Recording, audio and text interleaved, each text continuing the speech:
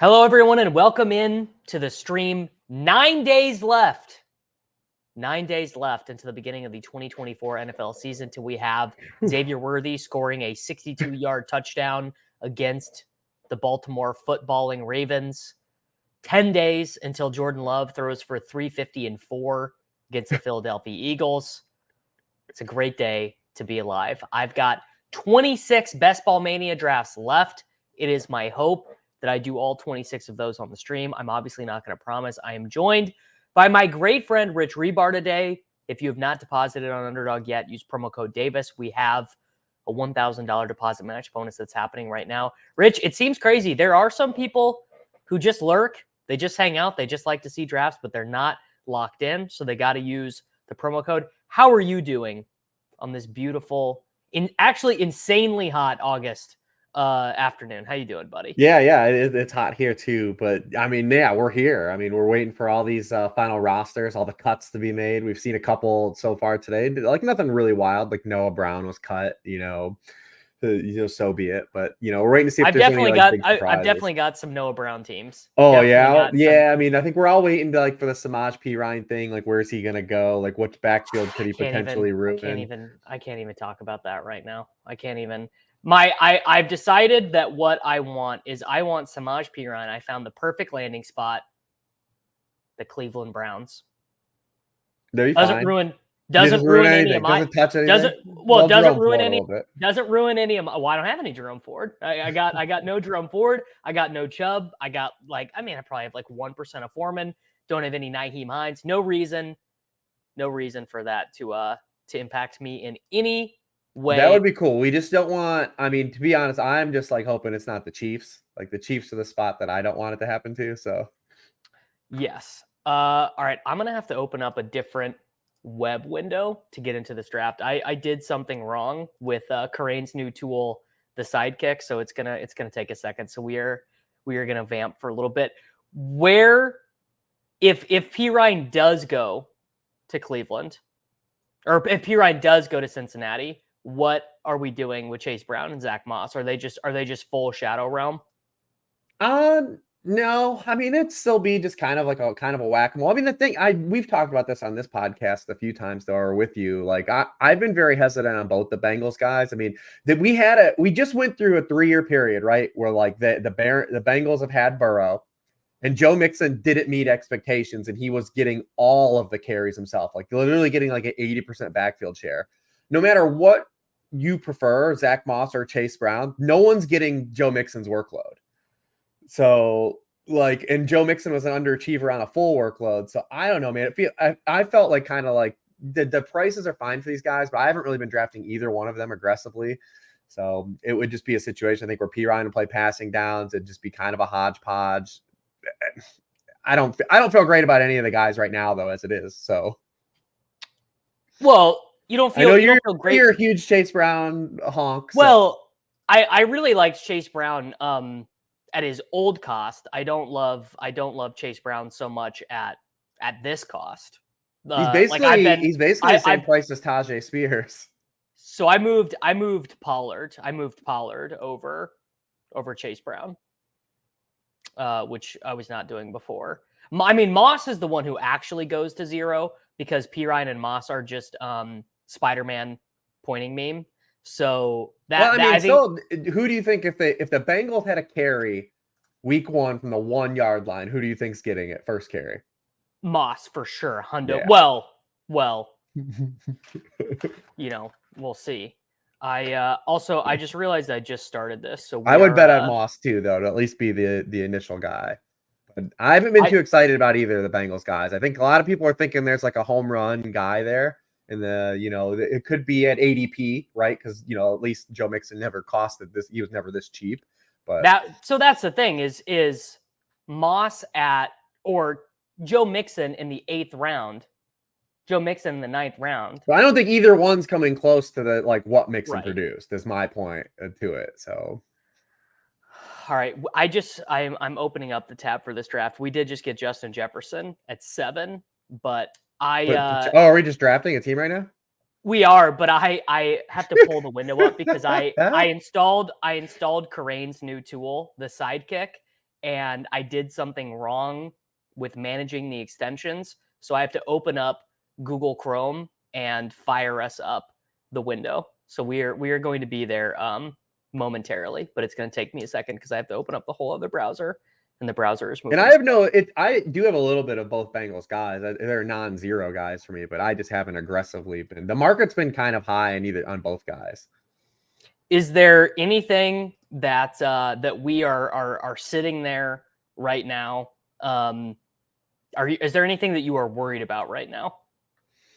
Not just that, just Pacheco bags, basically. Just Pacheco playing passing downs are all I care about. Okay, so Pacheco bags. Pacheco bags could be sort of interesting. I mean, he was like a fourth rounder when we opened. Are you sweating Carson Steele? No. Carson Kent, the Man of Steel. I don't know what I'm trying to workshop Carson Steele nicknames. It's definitely you want to know what his high school and college teammates called him? It's insanely badass. They called him shit. I literally just looked it up. They called him either War Machine or Warhog or something. It was an insanely cool name. By the way, we did just get Jahmyr Gibbs at pick 18 in this other one. I'm pulling it up. I'm doing some crazy math right now. But his final year of high school, Warhorse. He broke his hand and he broke his foot, and he played in his final state championship game in high school. He was my name is an allegory for Dick Steele. That's true. That's very true. Yeah, great input on these picks. Reeves would have. I guarantee you, Reeves would have been in on Jahmyr Gibbs at pick 18. I'm not worried about him at all. I'm not worried about him, and I'm not worried about Jalen Warren anymore. No, I'm not worried about either of the hamstring guys anymore.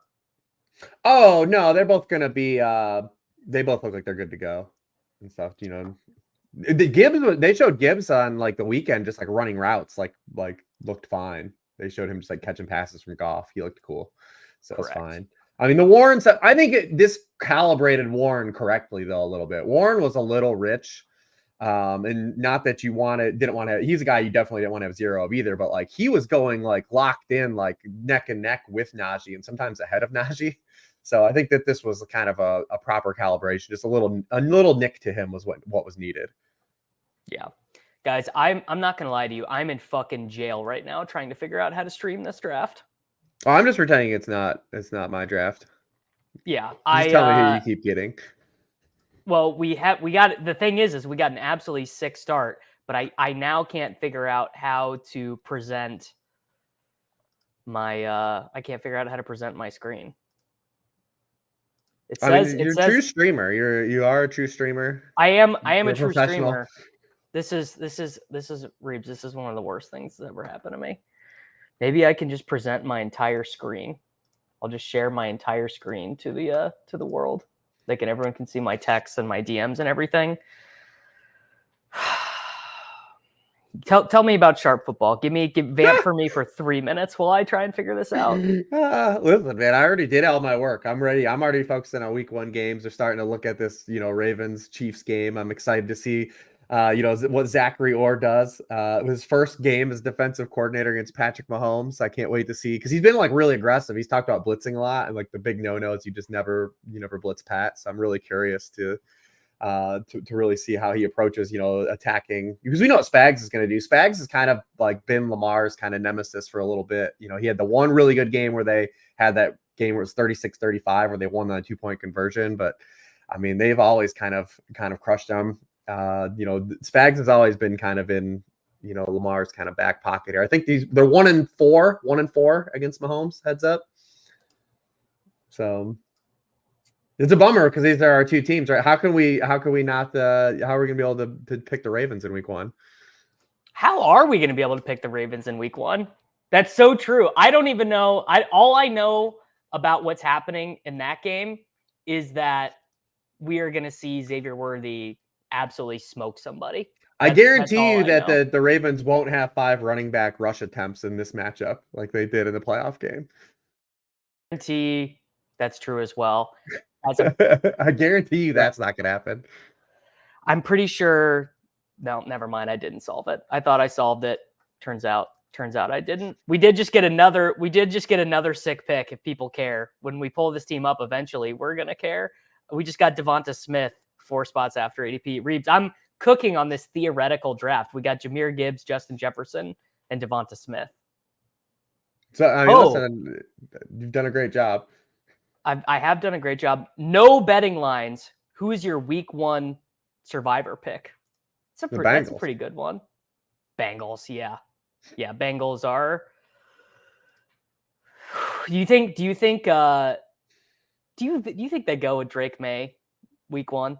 I don't know how bad is Brissett's injury. Do we have anything? Like, do we know? I know they cut Zappy. They cut your guy Zappy. You get zapped.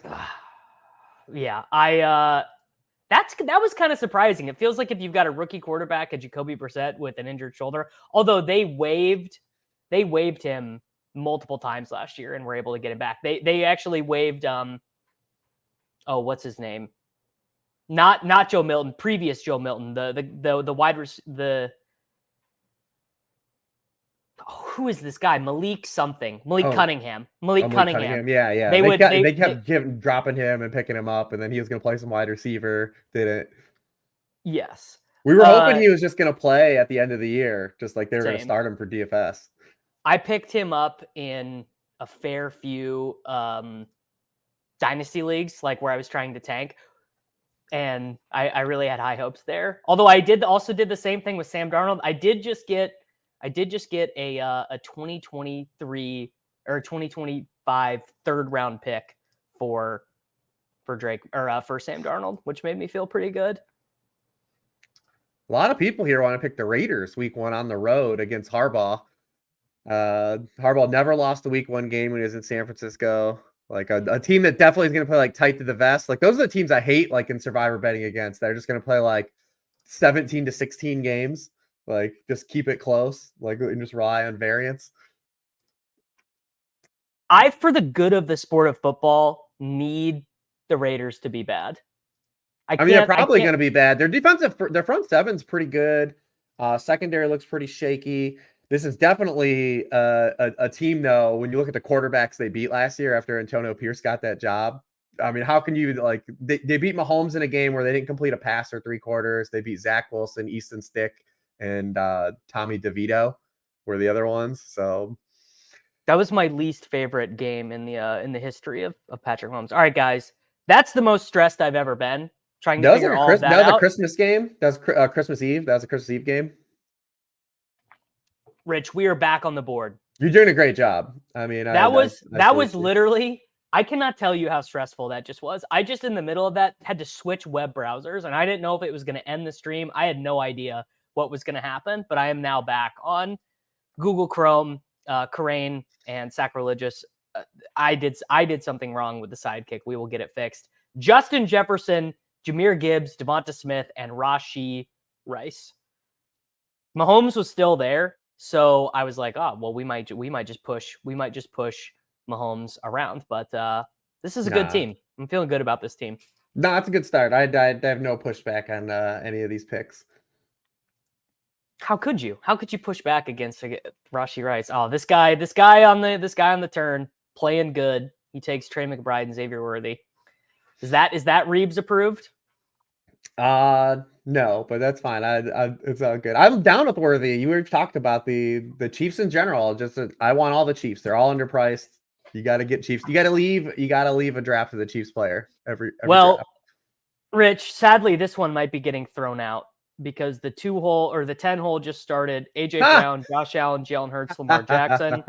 So I guess let's see what they do with the next pick. If they take another quarterback with the next pick, this one's going to get thrown out probably. So maybe he takes Andrews. If he takes Anthony Richardson, what can you do? Rashee Rice at pick 42 in this economy. What a monster.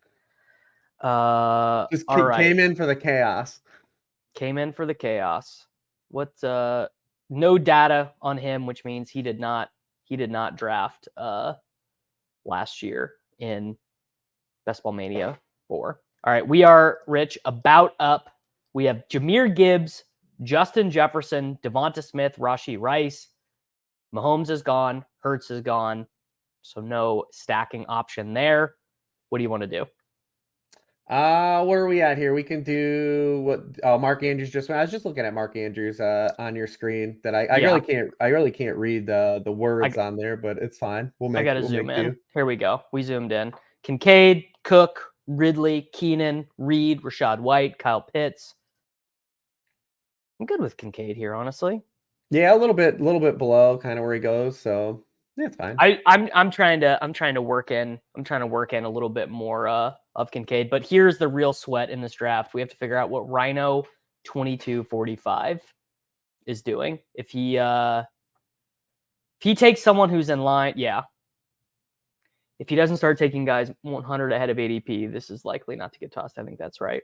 I take a Bears wide receiver there a big chunk of the time just to give myself an elite quarterback to go for.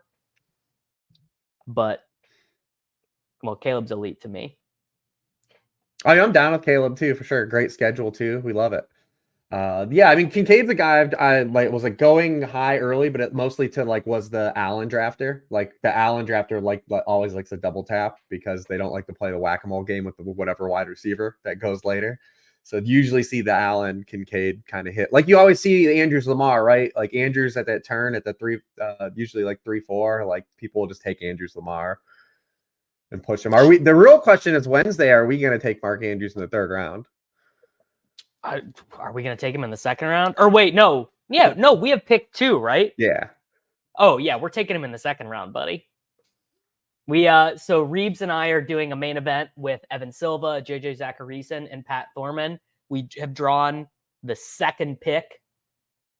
I mean, I think now we're pretty clearly going to take CeeDee Lamb, although we would take McCaffrey if he was there as well. Well, this is Reeves. This is a tough spot for us.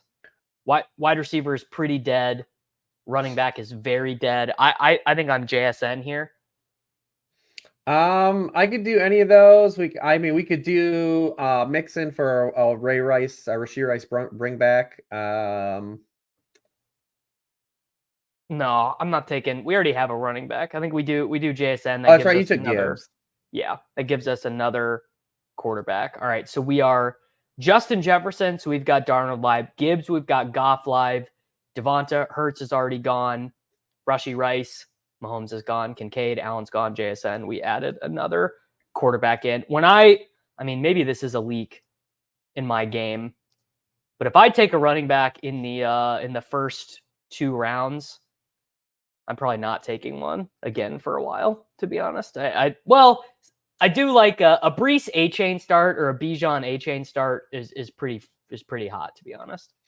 I think it all just depends. A mix in. I mean, I think the mix in there would have been fine. We get a lot of different, opportunities for some stacks, to build out. Just a guy that's going to get touches. I think he's fine in this format too. But I usually can get him on with Chiefs. I mean, someone let us know. We're on here, Yeah, Reeves, tell me, do you have any insight on this? I mean, I think that we need. What doesn't he just retire? I mean, 29-year-old running backs have gone into that gentle night at a younger age than 29 years old. Maybe Samaje Perine just doesn't need to be an NFL player anymore. But there's only a couple spots he would really go throw a wrench in. It's just where he's gonna to lock in passing down somewhere. Yes. I also am in awe of my Firefox tech lording. I was pretty sure that was going to shut the stream down. Although I believe that the reason that I even had to tech lord to begin with was that I installed something incorrectly. I did something wrong. Really, really learning that I am not a good Reeves. I am not a good technician. I find this out more and more in my my solopreneur days here. I'm really not good at being an 10 years ago, I was really good at the internet. In 2024, I'm sub 50th percentile. I'm below average, I think, amongst 32-year-olds at figuring out stuff on the internet and on my computer. which makes we me feel never like a had to, boomer. man. We always had someone doing it for us. Yeah. Colts legend. How about the Colts? The Colts don't even have a second running back at all. They have Trey Sermon and Evan Hull. How about the Colts? Colts is a great landing spot for Samaj P. That'd be fine. Just Yeah. completely fine. Completely fine. All right, we are up in 4 picks. This was another reason why I didn't want to take Mixon. All the That's true. The running backs are like the exact same here, and the wide receivers are toast. So we've got one running back in Gibbs. We've got our elite tight end in Kincaid. Probably looking at a 3-quarterback team here, depending. So because we've got Geno and we've got Darnold and Goff set up, so no one real strong set up here. Gross. Yeah, it's not ideal. I mean, look, it's a. I know you're not going to be on board with this one, but phenomenal team to set up Drake May. Great team to set up Drake May. All right, we are up in 2 picks. Connor is my preferred. It's Kamara by ADP. It's definitely early for Jalen Warren with the hamstring. By ADP, it's Kamara, Connor, Najee, Aaron Jones, or Ramondre. Yeah, you probably come back the next round and take a Steelers running back. Yes. There's no wide receivers left at all? What are we looking at? There's one left that I have in this tier, and I would take him, actually. I think Coleman, Hopkins. Coleman or Hopkins. I mean, Hopkins maybe would be there the next time. I have a tier break.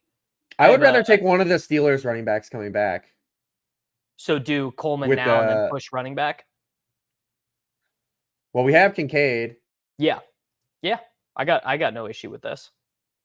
Yeah. I think there's a fairly sizable tier break from him to DeAndre Hopkins and Jordan Addison. Obviously, Hopkins and Addison are way better players, but Hopkins is coming back from the knee injury, and Hopkins is fine in best ball. I probably won't draft any of them in any redraft leagues where I have to try to get it right or get any Titans pass catcher right on a weekly basis. But best ball, I think that there's going to be some upside there. I think the Titans are an undervalued offense on Underdog in general. Everyone. They might throw 560 passes or whatever. When it says no data, it just means they didn't play Best Ball Mania 4 last year. When it says no data, what is your typical or expected advance rate? Well, typical, if you entered 150 teams, you expect to advance 16.6% of those teams because 2 teams advances in every pod. So you do the math on what 16.6 of 150 teams is, and then anything above 16.6 is better than average. I'm shooting for 100%. 100% Me too. Advance rate. Browns keeping DTR over Jameis as Watson insurance. That can't be true. Yeah, I saw that DTR was making the team.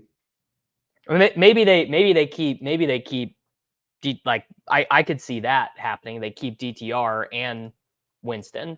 That's totally possible. But letting Jameis go was arguably the worst quarterback to take a snap last year in a real game. DTR. Yeah. I'm refusing to believe that Jameis Winston is not a Cleveland Brown. There's no way. I mean, they still have Huntley. They still have Jameis. One of those guys will be gone. Send Jameis Winston to the Minnesota Vikings and Justin Jefferson's getting 2,000 receiving yards. There's not a man alive. Yeah. I mean, okay. Jameis is not starting anywhere. I don't know. Well, yeah, when Darnold gets benched, though. I mean, they have Nick Mullins. They have other Jameis Winston. There's a Spider-Man meme. You know what? That's true. Nick Mullins and Jameis Winston. We already seen it with Nick Mullins. He already got Justin Jefferson all the bags, man. All right, both the Steelers running backs went. Cool. Do you want to do Tony Pollard if we think the Tennessee Titans are undervalued? Yeah, I'm fine with that. We should have taken the Steelers running back then, I guess. Then probably Coleman might have made it. No, Coleman would not, because Curtis Samuel just went, so Coleman for sure would not have made it. Yeah, the Jameis 30-30 season is gonna go down in history. Like, we'll never get another season like that. The NFL just doesn't play that way anymore. It was amazing. Yeah. It was you really had to be there. You really had to be there for the Brashad Perryman what it was like 185 yards and 3 touchdowns game when Godwin and Mike Evans were both out. Yeah, I think fantasy playoffs, Brashad Perriman was cooking that year. I think that's right. I think, man, I gotta go look that up. This look, I know you didn't get to help make the first 4 picks, but this team's kind of cooking, Rich. It's looking good. This is I mean, we got to figure out quarterback, and we are definitely going to be arguing about which quarterback to do. But Jameis, that year, the 30-30 season, it ended with a walk-off pick 6, right? In overtime. Yes. It was a walk-off pick for the Falcons. He threw a pick. God. Can Jameis go to the Vikings, please? I mean, there's nothing better in DFS when your starting quarterback throws a pick 6 to open the game, because you're like, dude, we are cooking. This be game script city. Like, all right, guys. Like week 1, you want Darnold to throw a pick 6. Look at this game that Jameis Winston. Let me zoom in. Look at this game that Jameis Winston had against the Detroit Lions. 5 for 121 for Godwin, 5 for 113 and 3 for Brashad Perriman. Amazing. 3 for 49 and 1 for Scotty Miller. I mean, I like that you've been cooking on Tanner Hudson. Like, you went to the Tanner Hudson page for some reason. You think that I'm not woke to Tanner Hudson, dude? Come on. Tanner Hudson is one of the best preseason tight ends of all time. Also, for a good stretch last year, Tanner Hudson led all tight ends in targets per route run. He was running about 9 routes per game and the 10 targets per game. Routes. Yeah. Get this 30%. Out of here, man. Get this, Paulino. Get this the god dang heck out of here. No one wants your negativity. Absolutely no one wants your negativity. A noteworthy point that people don't consider with that 30 for 30 season is that basically every quarterback, including Manning and Palmer, struggled their first year in the Bruce Arians scheme. Yeah, that's true. Manning threw a ton of picks as a rookie. You know, Manning really knows ball. He included Lamar Jackson in his top 5 NFL quarterbacks most recently, which I think I'm like, man, Peyton Manning knows ball. Guys, how is Jelani Woods season-ending IR such news? Like, how is this impacting your best ball portfolio? What are we doing? He's dead. I mean, Dynasty, though, he's pretty cooked, right? Like 2 redshirt years. Man. He was an older prospect to begin with. I'm just realizing that I was being mean to the chat, and I somehow have $35 worth of Jelani Woods teams. So I guess the joke is on me. All right. Interesting thing happening here. Joey B is still there. We could backdoor him with Yoshi Boss and Gesicki. Doesn't sound very fun. Running back is, I just literally don't want to take Chase Brown. I really don't. I really don't want to take Chase Brown. We have nothing for Caleb either, which is the bummer because he's Gibbs bring back. Yes, we got nothing for Caleb. Our other quarterbacks are way late. Wide receiver, not Shakir. That's really overdoing the Buffalo stuff. No, yeah, with no Allen. Do you want to take a Rico Dowdle? No, I would be fine just taking the Bengal. Whatever Bengal you want to take is fine. All right, say the line, Bart. I know, do it. Is that the clip? Is that the clip for your show here? God damn it! Yeah, basically, I killed him, dude. I killed him dead. He's your moratorium guy, like the ship chasing has like the curse of whoever they. Yeah. I mean, I literally. You're Chase Brown. Yeah, I do have like $4,000 in entry fees on Chase Brown, which doesn't feel that good right now. Rico, the thing you guys have to understand about Reeves is never going to take Rico Dowdle. I can't mix him in on like the Eagles, the Eagles Bucks stuff that we're doing. We throw a couple darts. I have no problem with him at his cost. But I think the Cowboys are pretty fragile anyways. There's really not one player that I'm expecting to get cut and then end up in a better situation other than maybe Kendre Miller. He's not getting cut. Miller. Kendre Miller's not getting cut. Dennis Allen Maybe. hates him, but he's not getting cut. There's no way they're punting on a dude that they took in was he a third rounder last year? Third rounder. Yeah, they're not cutting him. Noah Brown back to the Cowboys. Noah Brown back to the Cowboys. Seems like it makes sense. Yeah. It seems like that's a pretty good fit. And the Cowboys have done absolutely nothing this offseason, and they had to give Jake Ferguson 110 targets. You woke to Jalen Tolbert? No.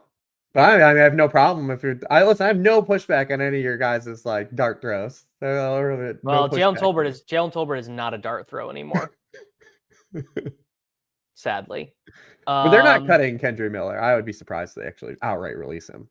All right, I definitely think it's Dowdle here. Still don't have a quarterback that makes sense. Well, one thing we could do is we could take Trevor Lawrence and try and set up Gabe Davis or vice versa. We could do that. What do you want to do?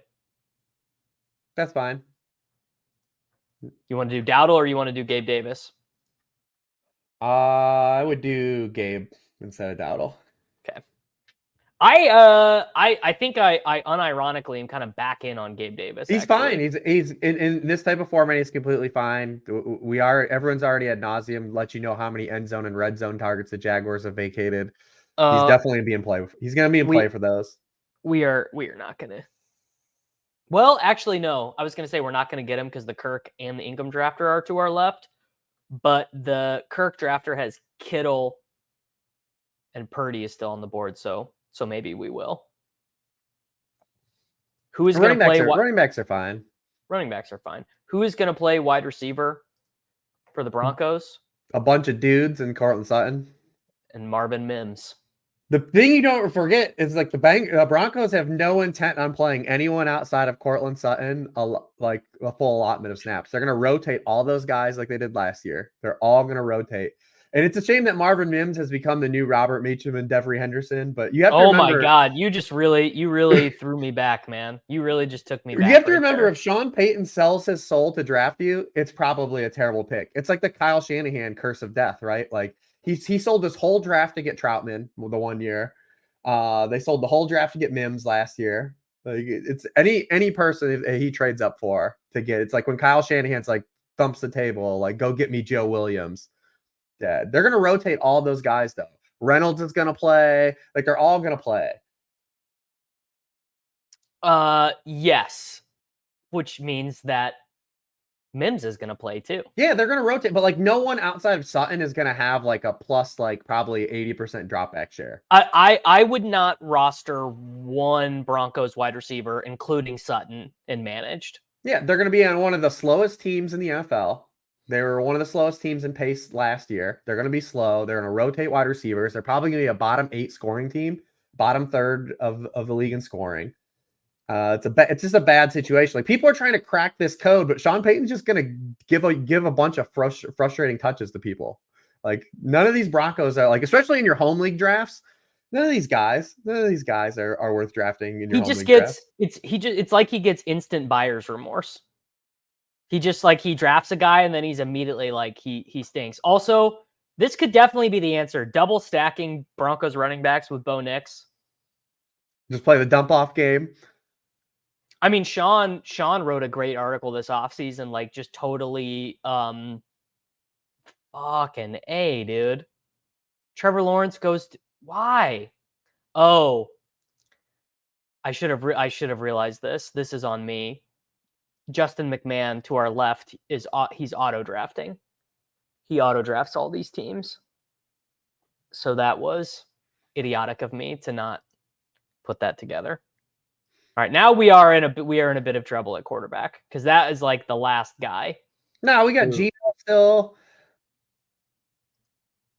Are you not pro Gino outcome? No. I'm very pro Gino, but Gino is not Dude, you can just stack Goff and Gibbs. Yeah. Let's do that. Well, unless Rhino Rampage needs him. Gino's a legit good late round pick, though. Gino is just a legit good quarterback. Period. End of story. I just I mean, maybe it's just hard for me to get rid of the stink of the last year, the last like 8 games of the Pete Carroll era Seahawks, where it was all bad. It was just all bad.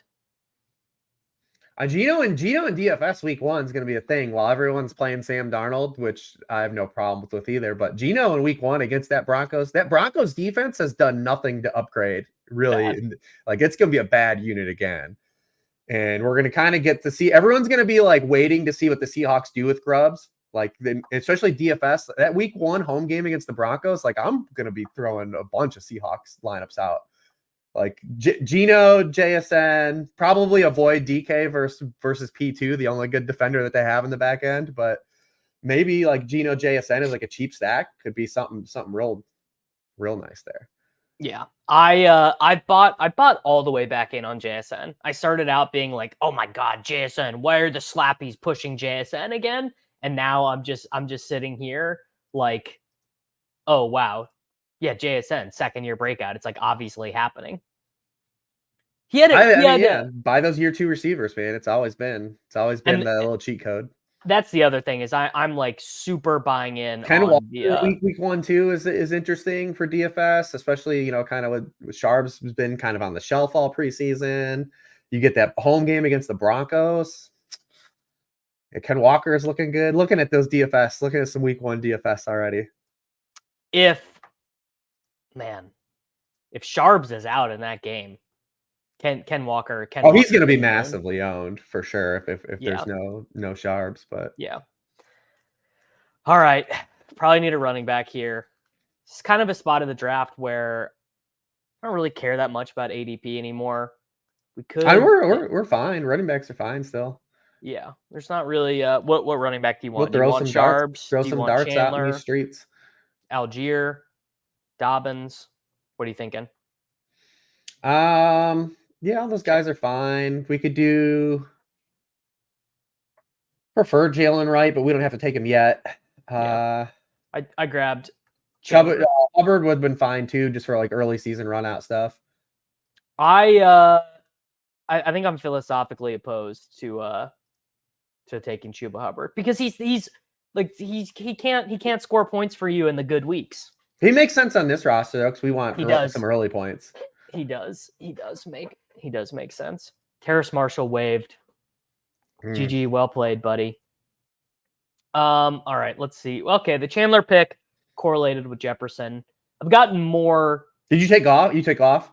Yes. All right, cool. We have our team through 12 rounds. Jefferson, Gibbs, Devonta, Rashee Rice, Dalton Kincaid, JSN, Keon Coleman, Tony Pollard, Chase Brown, Gabe Davis, Jared Goff, Ty Chandler. So it's probably a 3-quarterback team. Could be Darnold, could be Levis, could be Gino. I'm gonna keep saying Gino. Yeah, no, Gino. I am 100% in on. Guy I've changed my mind on like 100% from the beginning of the offseason is J.K. Dobbins. Man, I was all the way out on J.K. Dobbins. Could not have been less interested in J.K. Dobbins, but he's just healthy, dude. Where the season starts in 9 days and he's just like good to go. How about Cam Akers, man? Good props to him. He looked good. Looks good. A reminder that have no hard rules on guys, right? Like, yes. Just the human being, right? Like the human body, everyone recovers differently. You got to keep the door open still. Not saying anyone should draft Cam Akers, but at least it's positive he's looking good. I thought he was dead. I thought we'd never see him play another snap in the NFL again. I'm shocked. And Akers coming back from the Achilles. I mean, it makes you more bullish on Dobbins, right? I mean, I'm not really bullish, but I have no problem, whatever, throwing it. They're going to run the ball a ton. You bullish Vidal's not dead either. I know I was going to say Vidal's dead, but he's not that's done also, either. I'm also bullish on J.K. Dobbins or on Vidal. Taysom Hill in the 15th. Oh yeah, I mean, as a quarterback, he's all the redraft sites are moving him now to tight end too. I see he's getting eligibility because he is a tight end. Because he's getting eligibility. It's just Yeah. I just think all the states didn't want to open that can of worms and wanted of like him eventually playing quarterback, and then having that kind of repeat itself. but just remove him from being a quarterback. Yes. Yeah, remove him from being a quarterback. That's He's the not a solution. quarterback. I mean, they have Rattler now, so he's even further away. Also, yeah, this is true. Taysom is not even a tight end; he's the running back too, which is that is incredibly true. He definitely is ahead of Jamal Williams. Okay, But on this, in Underdog, he's only a quarterback, right? yeah, he's only a quarterback. Yeah, that sucks. All right, we could. I'm not really into Freiermuth. I mean, Freiermuth is the huge value by ADP here, but I hate him. Running back is like Braylon Allen, Khalil. Oh, this is a Khalil Herbert ass team. That's who we should take here. We should take Khalil Herbert for the the Gibbs. Yeah, it is a Bears guy. Bears and Seahawks. That's like multiple correlations. The Bears, Seahawks, Lions, Vikings, and Packers like all correlate with each other in the playoffs. All right, Khalil Herbert as the running back 5. The running backs are now up to Gibbs, Pollard, Chase Brown, Ty Chandler, Khalil Herbert. Hey man, I'll take it. Yeah, we're in good shape here. No Tolbert on this team. We are chilling at wide receiver on this team. Are you like a Tolbert? Are you a Tolbert honk? Well, I mean, you know me, Rich. I'm very easily influenced. And Sean Siegel, our old friend, wrote this big long article about Jalen Tolbert, including some good information of being like guys in this data cohort are not necessarily dead, and there are some hits from this cohort.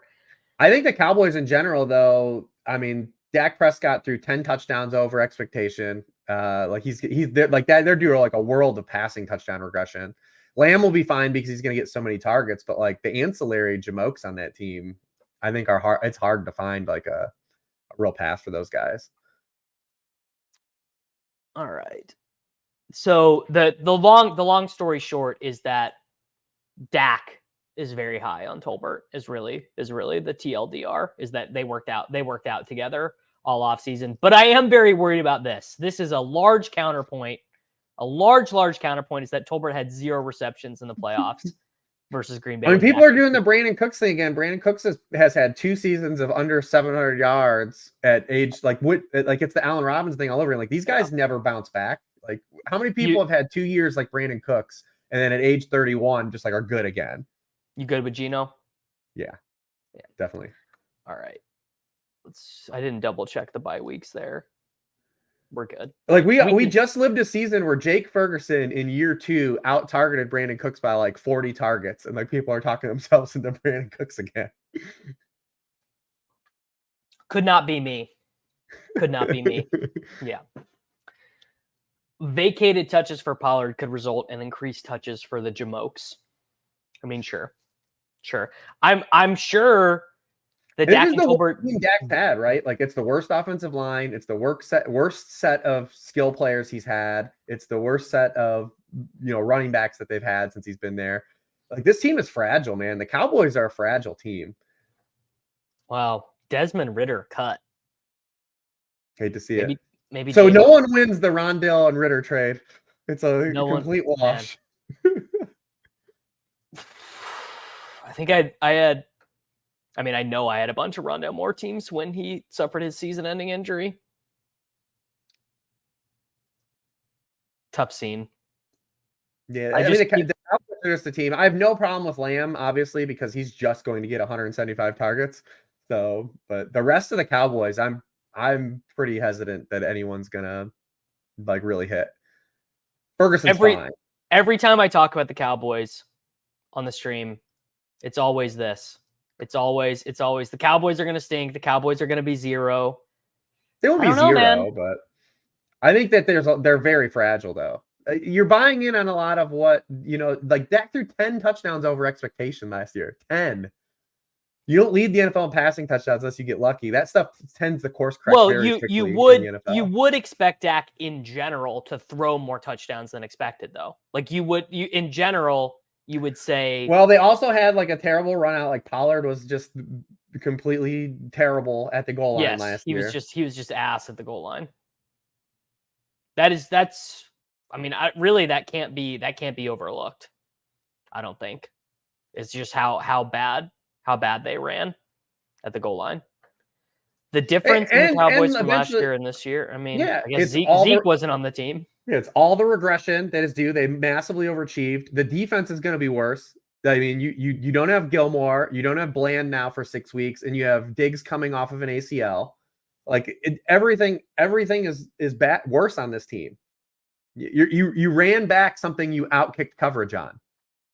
Like they overachieved, and that was the worst thing to happen, right? It was like the Giants 2 years ago when the Giants made the playoffs, and everyone was like, "Oh yeah, this team's kind of fine." No, and the defense being worse for fantasy that's a false lead. That's always been a trap door. Garbage time is bad for fantasy. It doesn't exist. Yeah. When you're trailing in the fourth quarter, it's bad. It's bad for fantasy. I wrote this article over a decade ago and showed the numbers. It's actually bad. You have a couple runouts where you have like Blake Bortles and stuff, but it's actually worse when you're in those types of game scripts. Do you want to take Noah Fant or do you want to take a wide receiver? Wide receiver is dusty. It's real bad. I'm so cool with Yoshavash. We don't have to take him now though. No, let's just take. Here's a real strategy point for you guys. In this economy, after round 14, over it. Like ADP, do not consider it at all. I just like it because look at what this ADP is. Look at the ADP right now in round 15 at wide receiver. My boy Dortch, but then Wandale, Mims, Demarcus Robinson, Quentin Johnston, Malachi Corley, Luke McCaffrey. I mean, is there a bigger zero than Quentin Johnston right now? Find me a bigger zero than Quentin Johnston right now. I don't know if you could. Not one draft. Yeah. Not one draft with Quentin Johnston. Rich, not a Cowboys fan. Rich was a 49ers fan, but he's not really a 49ers fan. Yeah, I was freed from the shackles of fandom. What's your favorite late round tight end while we're here? They're all gross. I mean, I'm fine with Fant. I'm still fine with Sinnott. Fant just went. I think Daigle sounds like he'd be a Cowboys fan. Daigle was. I don't know if he still is. Well, Daigle's from Texas. Yeah. Pretty obviously. He's the drunker you get Daigle, the more it comes out. The more his accent comes out. This is my favorite. Jonnu is my favorite. Jonnu. Conklin for sure. Oh, we have the bring back. Yeah. Let me check on the buys. Well, Conklin for sure. Oh, we can't. Him and Kincaid have the same buy unless you want to take 3 tight ends. Not really. Yeah. Oh, Conklin I'm in on for sure though. We're not going to get a Rob Tonyan season from Conklin, but he's going to set his career high in touchdowns. Well, I think his career high. What is his career high in touchdowns? Probably now? Like 4. I was going to say it's got to be like 1. Last year he had 0. Last year, well, of course he had 0 last year. Look at his quarterback. But definitely in on Jonnu for best ball too, especially. Conklin, I think, is a fine like redraft if you get like boned at tight end and like somehow you just miss a starter. Cool with him there. I think he's gonna be able to bridge you. Conklin, one of those rare guys who actually is better in FFPC scoring than in like half PPR scoring. Yeah, because he actually will get a bunch of like 4 for 40 style games, which help you a little bit. I think Kincaid too. Kincaid and FFPC and NFC, like I think he's gonna be even better because like, I mean, he's gonna have so many catches, but we're just, what is the touchdown count gonna be? Hard to say. But in FFPC, you don't care if he doesn't have an Ingram, you're like, all right, well, that's fine. If he pushes 100 receptions, you're taking that to the bank. But in redraft though, like especially in these non-PPR leagues, Kincaid's a little rich because what if he is just expensive Evan Ingram? I think he is probably expensive Evan Ingram. That's why he's my least owned. I've got him behind Pitts, but I at ADP, yeah. I mean, he's going like tight end 5, tight end 4 some spots, and depending where the gamer took Allen and forcing that kind of early stack. And what if you get like 6 touchdowns from him? Is this true? You can't troll in my chat. You cannot troll about Trey Lance. It is too serious around here. The Jaguars released CJ Beathard. That could be bullish for Justin Jefferson. What if Jameis goes? We just named Robert Tonyan when your Rodgers sported a viable tight end. We just talked about it. Just happened. What how bullish would you feel about Malik Neighbors if Jameis gets cut and goes to the New York Giants? Wait, what would you said Jameis goes to the Giants? Yeah. Oh, that'd be dope. That would be. I mean, they've got Drew Lock though, so every guy Jameis. It's the Spider-Man meme that's like, if you just have a gunslinging backup, it's just Jameis. Yeah. All right. Because like Mullins is Jameis. Jameis. Drew Lock probably Jameis. What's the latest I got Hollywood at? I believe I took him this morning at pick 90, I want to say, which feels pretty late to get a guy who's going to run a bunch of routes with Patrick Mahomes. Yeah, still on the depressed Hollywood ADP. It's a bummer because we have a lot of Rashee Rice early. Right. Rich Hribar is the JJ Zacharyson of Evan Silva's. That is true. That is, I dare you to poke a hole in that logic. You can't do it. Desmond Ridder started 13 games last year for the Falcons and a non-zero chance he never plays another NFL game now. And you out there are still fading Kyle Pitts. Couldn't be me, man. Terrible prospect too. Was you could Ridder? Oh yeah. Could see this coming a miles away. Yeah, he really was not good. Bad draft class in general, all around. Every quarterback. Remember Ridder was getting like first round steam towards the end of that draft, dude. And Malik Willis got traded too. So that class and Pickett got traded. Oh, what a terrible! Howell already moved. The top 4 quarterbacks already changed teams. Oh. You want to do Trey Tucker, Reeves? Isaiah Spiller cut before Kamani Vidal. Shocking. Like who knew? Who knew?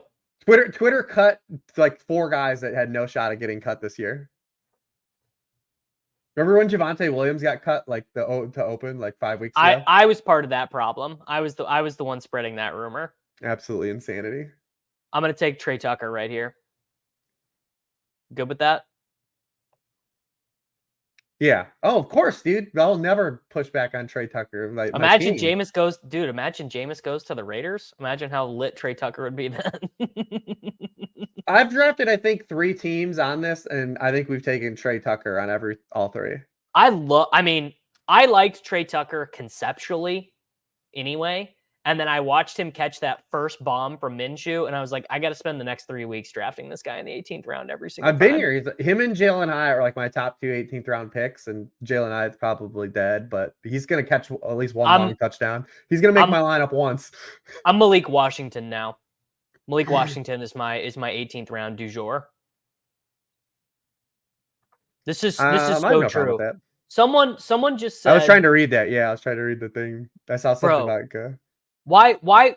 I'm telling you guys, you do not want to be the diamond gem guy, not Martin Gailing Pitts. It's going to feel so bad if you were all in for the beginning of his career and you say, you know what? Now that he's playing with Kirk Cousins, I'm out. Like maybe Pitts sucks and maybe his knee will never be right again. But I don't think you want the mental health cost of that. He turns 24 years old in October. And we're saying his career's over? Is that what we're doing? He's going to play another decade. We're going to look back at Kyle Pitts' probably career and say like, oh yeah, that dude had like a crummy run out early in his career when he played that year with Desmond Ridder and with Marcus Mariota and Arthur Smith, right? Like he's going to play another 12 years. How much Pitts do I have? I've got 16%, $1,300 worth of Kyle Pitts. He's younger than Kincaid. Younger than Dalton Kincaid. I think he's 3 months older than Laporta. Travis Kelce didn't even catch his first pass in the NFL until he was a month before turning 25. And we're just saying Pitts is dead. I'll offer you the choice between Carson Steele and Malik Washington. Or any other 18th round pick. We probably need a running back, right? Or you're on it. You just pick one. I don't care. You gotta take Carson Steele. That's fine. It's not happening for Carson Steele. I don't know what we're doing. It's definitely the funniest pick to make in the 18th round. It's not. Here's a good question. Let me just pose this question to you. If Carson Steele, if Kyle Juszczyk was on Anthony Sherman, dude. If Kyle Juszczyk was on this Kansas City Chiefs team, Anthony Sherman was on this Chiefs team before. Anthony Sherman was a linebacker. I looked at Reeves. I went deep in this. Anthony Sherman was a linebacker at Connecticut. He's not as good as Spellcheck, and was never as good of a running back as this Steele guy is. And I don't think Carson Steele is good. I think Carson Steele is probably bad. But if Kyle Juszczyk was on this Chiefs team, but they brought in Carson Steele for a visit during the process. They actually used one of their visits on Carson Steele. They actually used a visit on Carson. They didn't hide this at all. They wanted him. But they have forever, these last 2 years, Andy Reid is gonna go back to incorporating a fullback into this offense, because that's where the defensive game is. The Chiefs have been exposed the last 2 years, and they want to mix in a little bit more power with the speeds. They can do best of both worlds now this year. They add a lot of speed at wide receiver, and not just speed at wide receiver because Marcus Valdes-Scantling and Justin Watson are certifiably registered fast humans, but they aren't good wide receivers. They add 2 fast players that can play wide receiver in Hollywood Brown and Xavier Worthy. And you can add a guy like Carson Steele, play some bully ball. Like they're going to be able to do some things. The Chiefs are certifiably going to be a really good offense this year. And I know that's not really going out of limb, but this is the cheapest they've all been. You want Chiefs. Leave your drafts at Chiefs. Let me try and sell you. Let me give you my elevator pitch for Carson Steele. Jerick McKinnon's not on this team. Clyde Edwards-Helaire is theoretically the backup running back, but has basically not practiced with the team all year. You could use Carson Steele on the snaps that Jerick McKinnon would have used to have played. Kind of like you remember the Bengals would use like Drew Sample as like their third down pass protector or whatever. But that role, kind of a hybrid thing of Carson Steele being like can kind of move, kind of break tackles, and what McKinnon could do. You could basically, I think you could score him 5 touchdowns. I mean, listen, the toughest part about being in on Pacheco, and he's like super sore, or he opens such like a great value, is that the Chiefs are going to do some dumb shit at the 5-yard line. It's like never tried and true.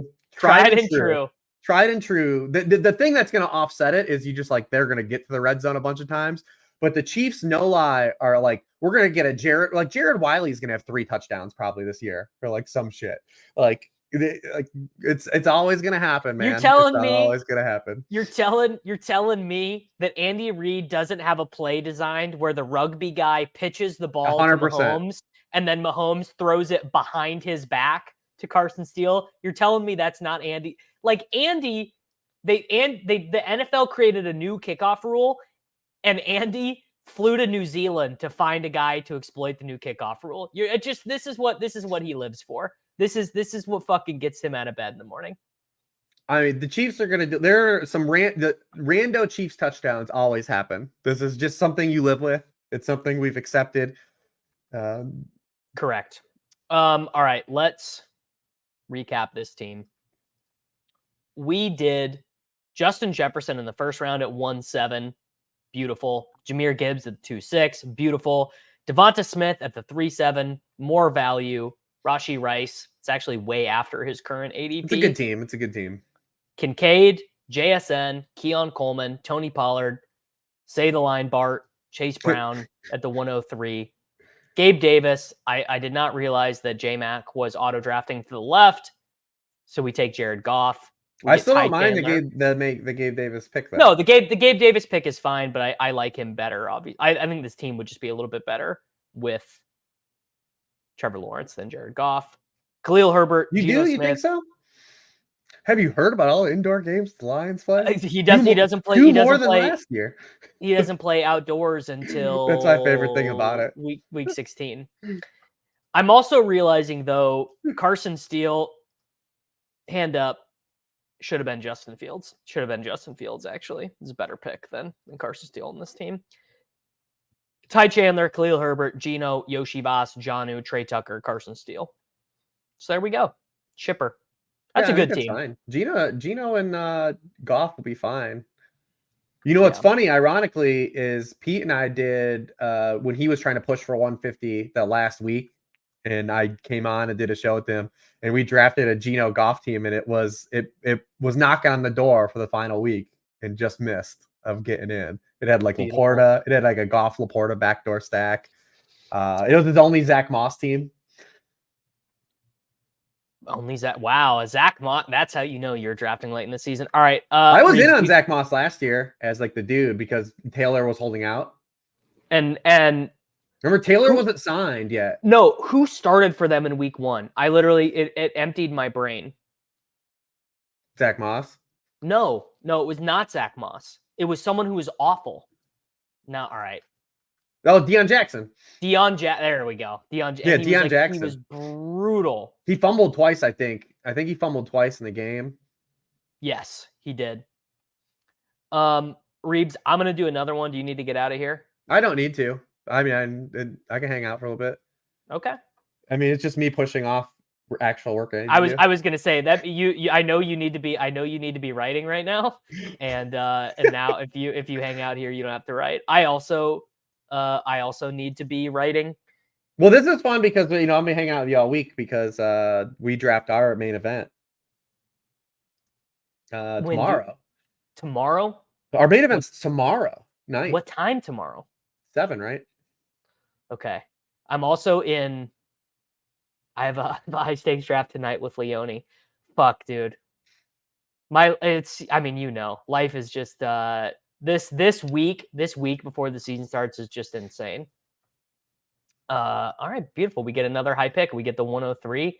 Talk to me about what you like to do with the 103 while I go. Let's do something fun, man. Let's do something weird. Like, can we do something? Like, do you want to just take AJ Brown here and just try to do like an Eagles double? Like, do like Brown, Smith, and Hurts, and just get stupid. Not from the 1-3. Not from the 1-3.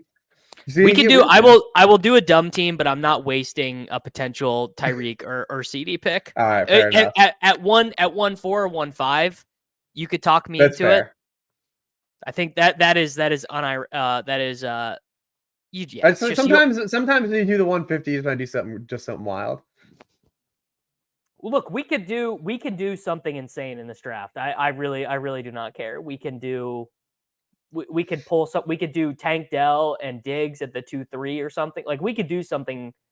We could do something crazy here. But yeah, this is I'm just never taking AJ Brown over Justin Jefferson. It's just sorry. I mean, it wasn't a thing to say like block in. It's just to build a try to really weird team. Like because we could do Devonta at 22, Hurts at 27, and that puts us in a total weird part of the game tree. He's Hurts is never on this side of the well.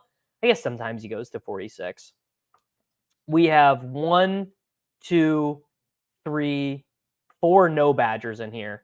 All right, Tyreek or Jefferson, or I'll do anything other than pulling AJ Brown up here. I'd do Bijan or Brees. That'd put us in a weird part of the board.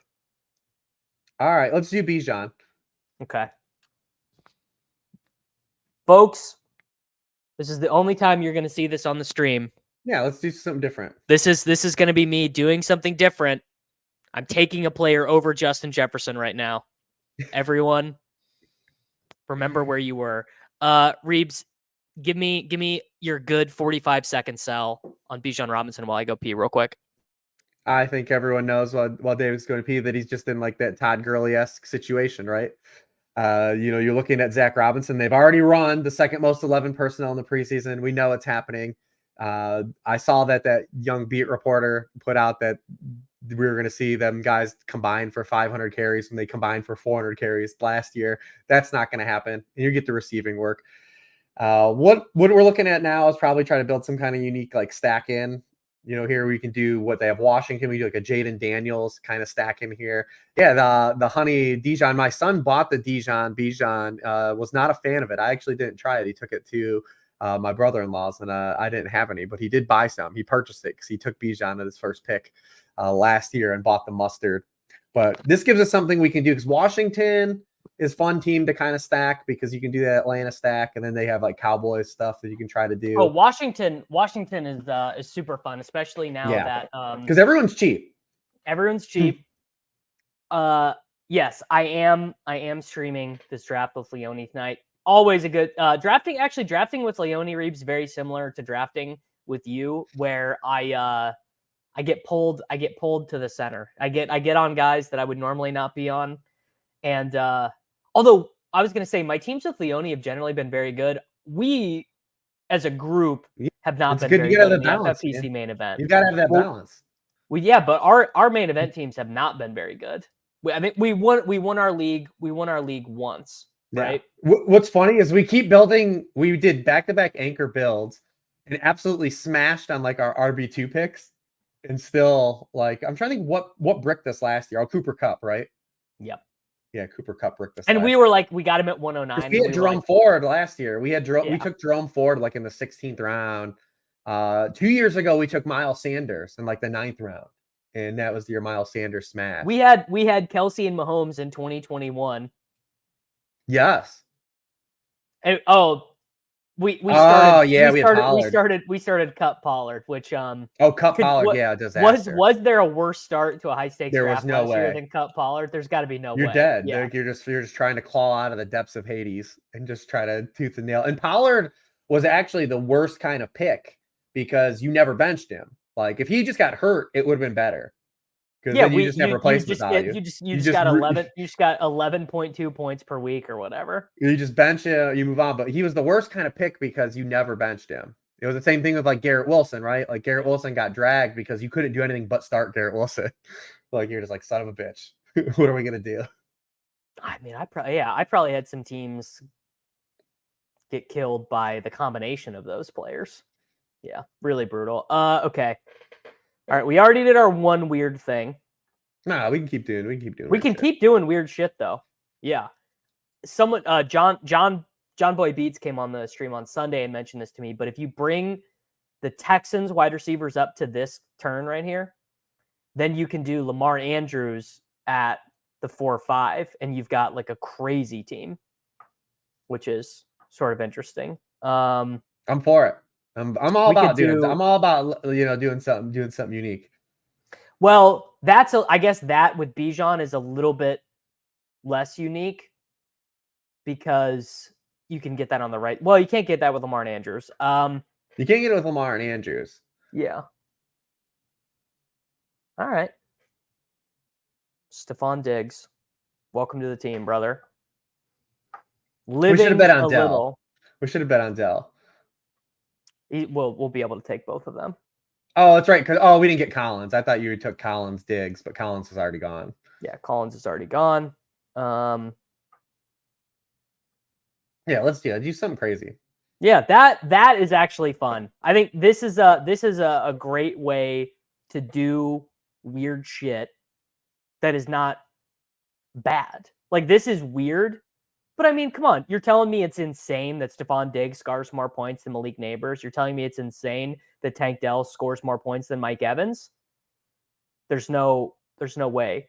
Yeah, so and this is where you want these guys, right? Like cuz the Texans guys if you're drafting this weekend with your home leagues and you take a Texans wide receiver, like you're going to be doing the same thing we talked about. Like you just have to play that guy every week and hope you have the week. Like that's the week for that guy.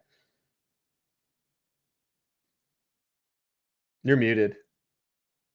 Classic. I mean, yeah. Nico, I don't think you're going to be sweating at all. I think Nico's just going to be amazing. Yeah, no, Nico's probably be fine, but Nico's still going to have some like really, I think, volatile weeks though too, because that's just the type of player he is, anyways.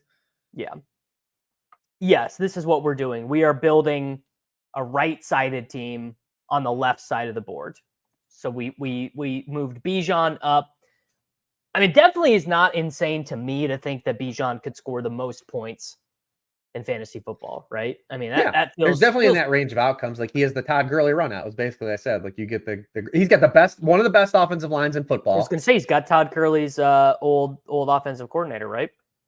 He's got one of the best offensive lines. They play a great schedule. Everyone talks like the Goff indoor stuff. The Falcons have an amazing schedule, like an absolute great schedule. So he's got those two things going for him. So, we'll try it. We'll try it out. I'm fact checking myself on Zach Robinson, but I'm pretty sure he was there. Yeah, I don't know if he was with them, but he's from that with those guys. Yes, yeah, he was there. He's been with McVay the entire time. So and they've already shown everything in the preseason. Like they're just going to play a lot of 11 personnel. It's what we want. Can't complain about that. All right, this guy right here, the AJ Brown Devo drafter is trying to set up Kelsey Mahomes. Let's see. The 12 spot might not let him though. The 12 spot. I moved Rashee Rice Reeves in my redraft stuff, my home league stuff. I moved him ahead of Mike Evans and Tank Dell and Stephon Diggs. I believe the wide receiver 19 off the top of my head. I had him above the latter two already. Yeah. Ooh, this guy on the right side might be getting weird. He might, he actually, never mind. He might be auto drafting. No, he might take Kincaid here. Nope, ETN, sure. Yeah, we just that is literally why it's unique. Diggs, instead of unique combinatorially, is insanely unique in this. Like it makes it. I don't know, people. I'm not good at math, but the YouTube chat is often not very good at math either. Is anyone else doing anything interesting here? Well, I guess our weird picks allowed this guy, Vicious Philly, to have a very good team. Garrett Wilson, Jahmyr Gibbs, DJ Moore. The guy in the 10 hole was able to do Kelsey and Mahomes. And small Pacheco. little bit of a Pacheco. Yeah, small little bit of a Pacheco slide there. It's a great pick. What's my current Jefferson exposure? 21.5%. All the Jeffersons. It does. I mean, it feels, Reeves, you know me. I care very much about the brand stuff. But the best ball market allowing me to make Justin Jefferson a brand play is one of the funniest things ever. Like, come on, Justin Jefferson, he's the GOAT. I think he could be the greatest wide receiver of all time. I mean, it's probably impossible for him to have the longevity of Jerry Rice, but he's on pace for sure. Listen, I love Justin Jefferson. He's probably the coolest player in the NFL too. Like, do you think as far as like pure swag goes, like coolness, who's cooler than Justin Jefferson? No one. We are maybe going to run into a problem here that I didn't. Okay, never mind. I was going to say we are going to well, shit. We are going to run into a problem. No, never mind. I was going to say if the Flowers drafter was to our left, that is a big issue, but are you taking we do Andrews first. We got to do Andrews first. Yeah. Because we'll have Stroud open if we get sniped on Lamar. So you do Andrews first. Guys. Yeah, they were never going to cut him. They were never going to cut Kendrick Miller. We can guys, let's do a little Calvin Johnson versus Justin Jefferson comparison, and you guys can see if you feel as strongly about that in a few moments. Yeah, you always want Andrews first. All right, compare players. Calvin Johnson, choose seasons. So Jefferson's entering into year 3 or year 4. This is year 5. It's year 4. Year 4. All right. Justin Jefferson. No, he's entering into 5. Yes. Yeah, that's what it is. Because Chase is trying to jump the year that Jefferson had to wait. Yeah, it's definitely year 5. Bang. All right. Reeves, we did it. We did literally just do it. Here you go, guys. First 4 seasons, 60 games each.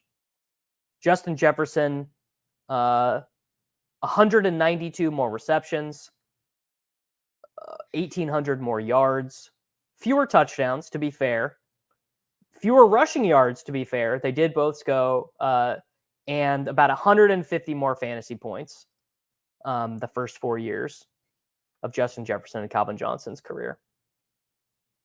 I'm not in any way meaning, I was not meaning to disparage Calvin Johnson or Randy Moss or any of these players. I think maybe people just don't realize how good I think that's actually what it is. I think people just kind of take Justin Jefferson for granted, right? We're in an era where just the numbers are silly.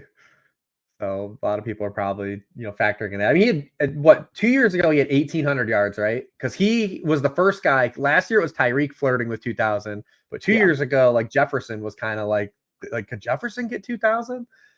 And it was 2022 that Jefferson was basically on pace. And look what he did at the end of the season.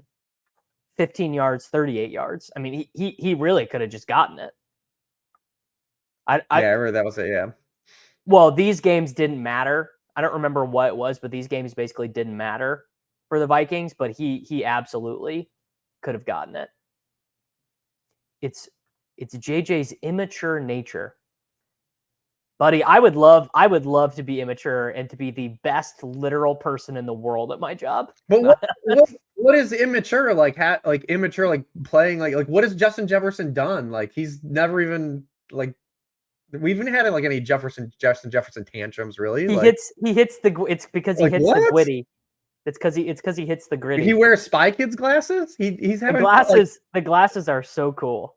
Yeah, dude. Like I don't understand like his immature. Like I don't think his immaturity is the thing. It's not like he's like out getting in trouble. Like he's not like. I don't think it's like, I don't know, man. I don't really see that. I'm not saying Justin Jefferson is the greatest wide receiver of all time. He's definitely the greatest wide receiver in the NFL right now. Like I think he's even better than Tyreek Hill, and I definitely think he's better than Lamb. Like I think that's true. Reeves, can you name the quarterback who started Calvin Johnson's rookie season in Detroit? Was it Kitna? It was John Kitna. His sophomore season in Detroit, we had Dan Orlovsky, Kitna, 31-year-old Dante Culpepper, Drew Henson, and Drew Stanton all throwing passes. And then finally, in 2009, like manna from the heaven, Matthew Stafford descends upon the Detroit Lions. And Stafford was bad as a rookie and then was Stafford was Can you guess what number his adjusted yards per attempt started? Oh, it was like around 5, right? Like below 5, like 4.3. Because he showed up. He actually showed up. His rookie season actually showed up in some Bryce Young stuff that I did earlier in the offseason. So I remember I was like, oh man, I forgot how bad Stafford was as a rookie. Yes, also true. Justin Jefferson kind of feels like the best wide receiver of all time. And honestly, I think it's because he plays for the Vikings. To me, I think that's a huge part of it is that he plays for the Vikings. So I associate him with Moss. All right. And Chris Carter. Don't forget the Vikings had Chris Carter, man. Chris Carter's probably the most underrated great that's considered great. Him or probably, Sterling Sharp are probably guys that are universally considered great, but are almost underrated. Chris Carter had the best hands like of any wide receiver I've ever seen play. Like the dude caught everything. And like talk about like body control in the style. Is us? Are we up? Yeah, I'm gonna take JSN. Take JSN. We could probably take Hollywood on this team. Yeah. I don't know. Travis Kelce and Patrick Mahomes seem to have a lot of fun. I mean, I did just watch Patrick Mahomes throw a behind the back pass. The Chiefs ran a ring around the rosy. The Chiefs brought their players onto the field, got in a circle, and played ring around the rosy, and then scored a touchdown. Pretty fucking cool. Yeah, we can definitely take Hollywood on this team. We could take. Well, there's no core. No, we probably need a wide receiver. We need a non-Texans wide receiver for sure. Great team to take Devontae Walker. Hollywood, Lad. What do you think? Hollywood, you good with that? Oh, I want Hollywood. Yeah, I want Hollywood. Hollywood, welcome to the team, buddy. Well, of course, these things are all opinion. Yeah. I assume Irv And Smith is not we on the get in the Chiefs. argument all the time. One of the first podcasts me and Davis ever did was There's argue a about huge Randy argument Moss about this. and Jerry Rice. We did the same thing with Randy Moss and Jerry Rice, like having fun. Who would you take? Like, I believe this is true. If my memory serves correctly, the ring around the rosy touchdown was called back for a holding penalty. I think it was a penalty. Yeah, we could have taken Stroud there. That would have been kind of interesting to take Stroud. No, we're gonna get Jaden Daniels on this team, right? We can't because of the bye. You can't because I forgot because of the bye. When they released Stroud and Lamar have the same bye too, so it would have really fucked us. Because I forgot when they released the schedule, they put all of the legit Konami guys on one bye week. Like they just personally, because Anthony Richardson's on bye that week too. They're just like, we're gonna make it so you can't get any super Konami build. What wide receiver has the least fun in the league? I'm gonna nominate a rookie. I'm gonna nominate A.D. Mitchell because he just seems like no. He's on the revenge tour, man.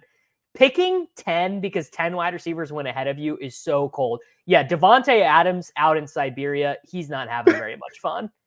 I mean, he's still great. Oh, any Giants wide receiver is having the least fun, actually.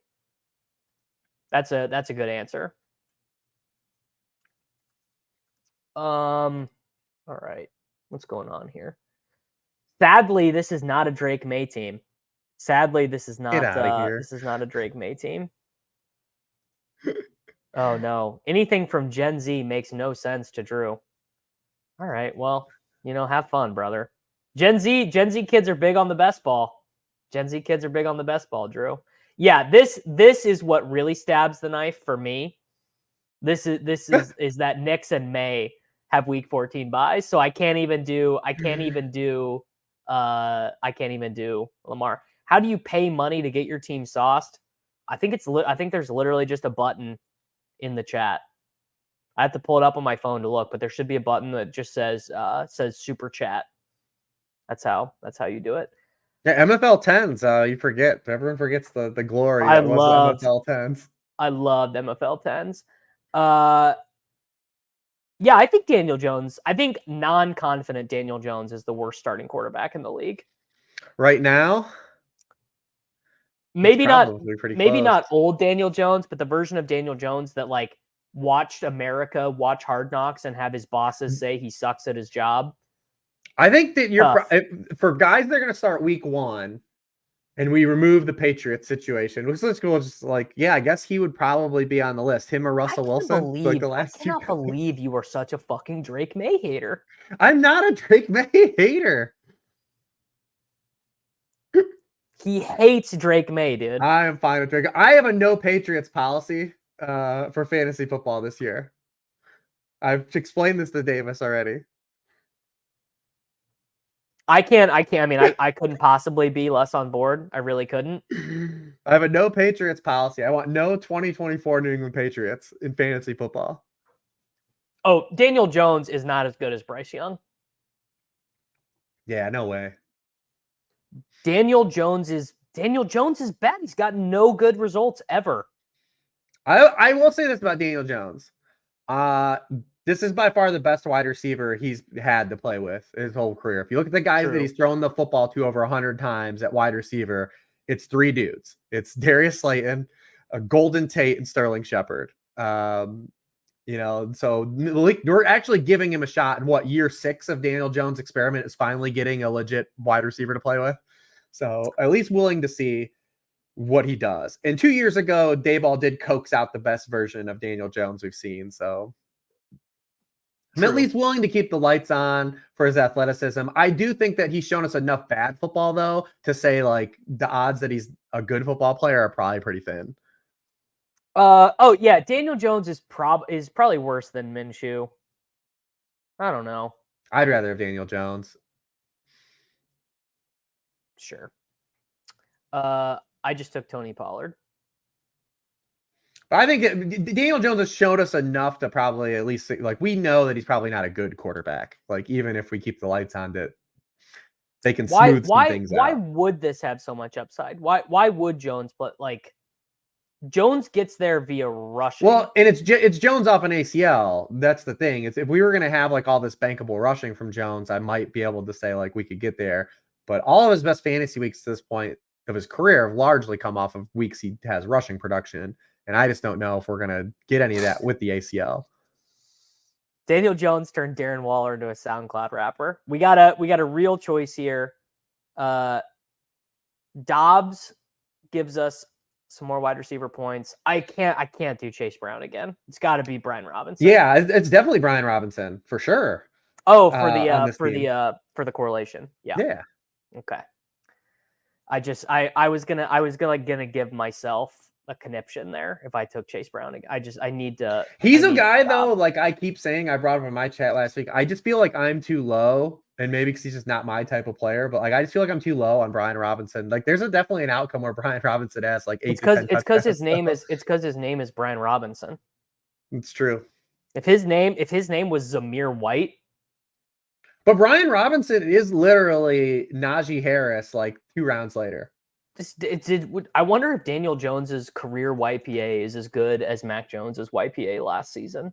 I definitely worry I don't have enough Brian Robinson though, especially at this section of the draft. 6.6 YPA for Daniel Jones in his career. Mac Jones 6.1 YPA last season. So yeah. It's not great for Daniel Jones. I guess there are Giants fans in the chat, but man, why are we? How did we even get here? I don't know. I do this when I'm trying to draft serious fantasy football teams. The hell are we doing? Yeah. All right, that's on me. Let's get it back on track. What are we doing? We are cooking up a pretty fun team here. We took Bijan Robinson at 3. Then we did Diggs and Dell. So we did 3 weird picks to begin with. This is a right-sided team on the left side of the board. So we were able to add Mark Andrews and Lamar Jackson.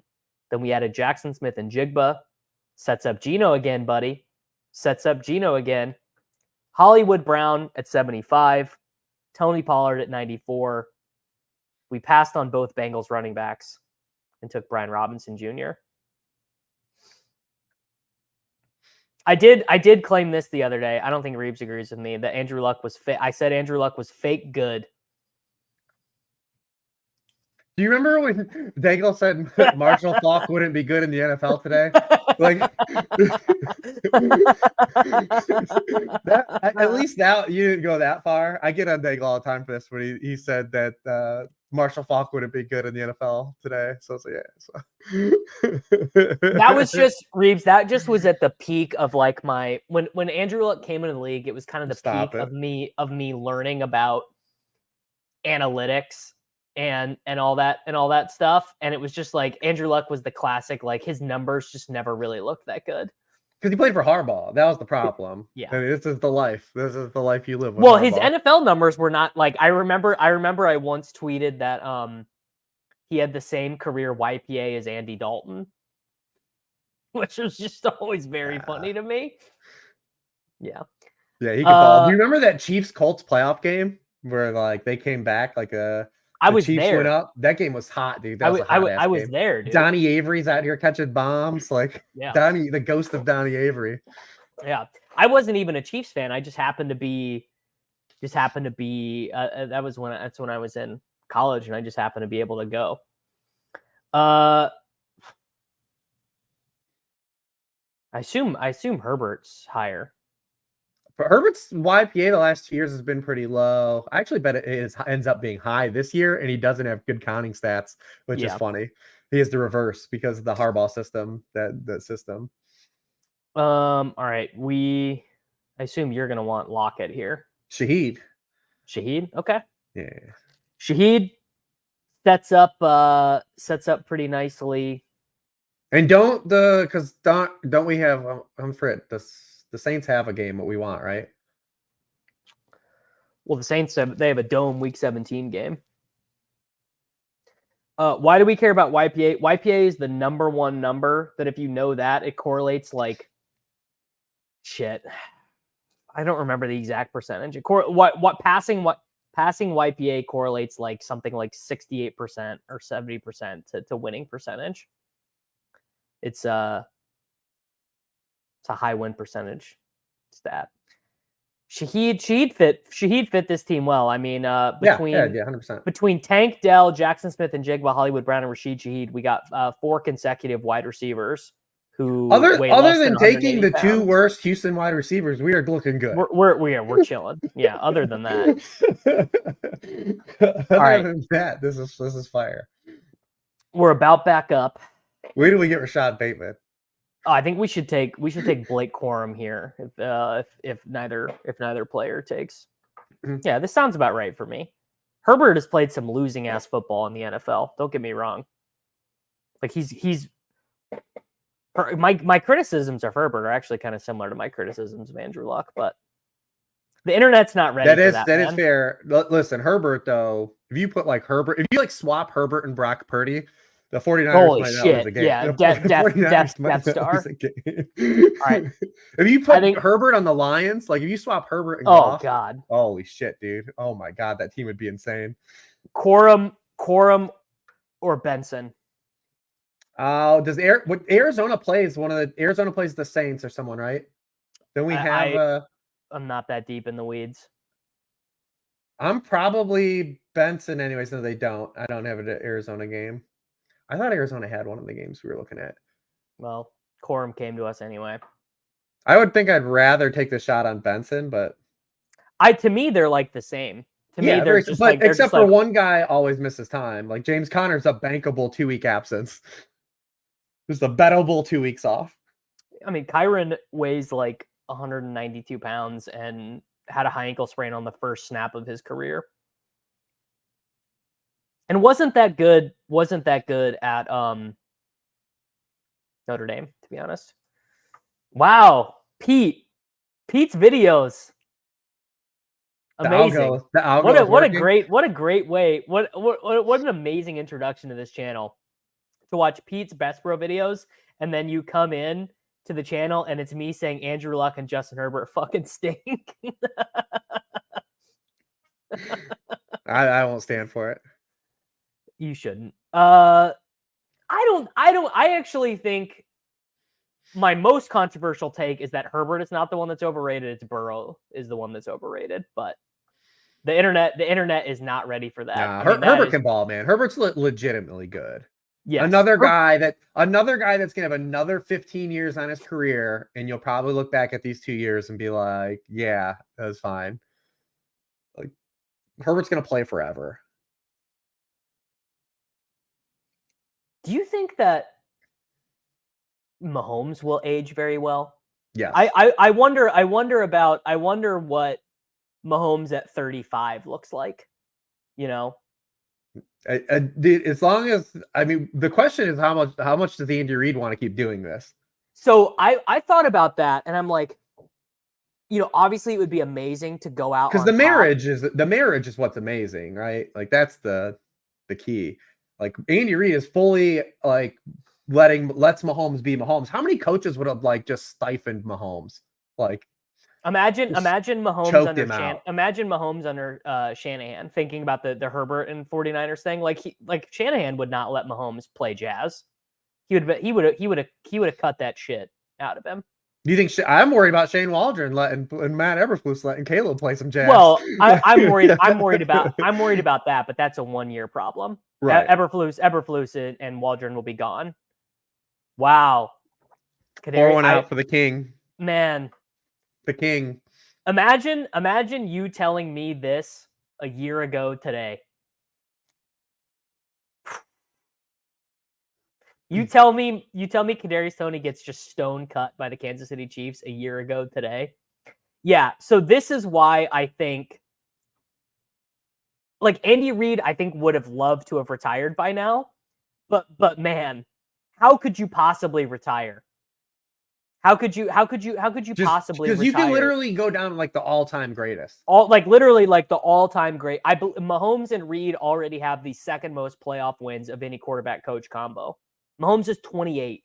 They've been to 6 straight AFC Championship games. It's like the dumbest shit ever.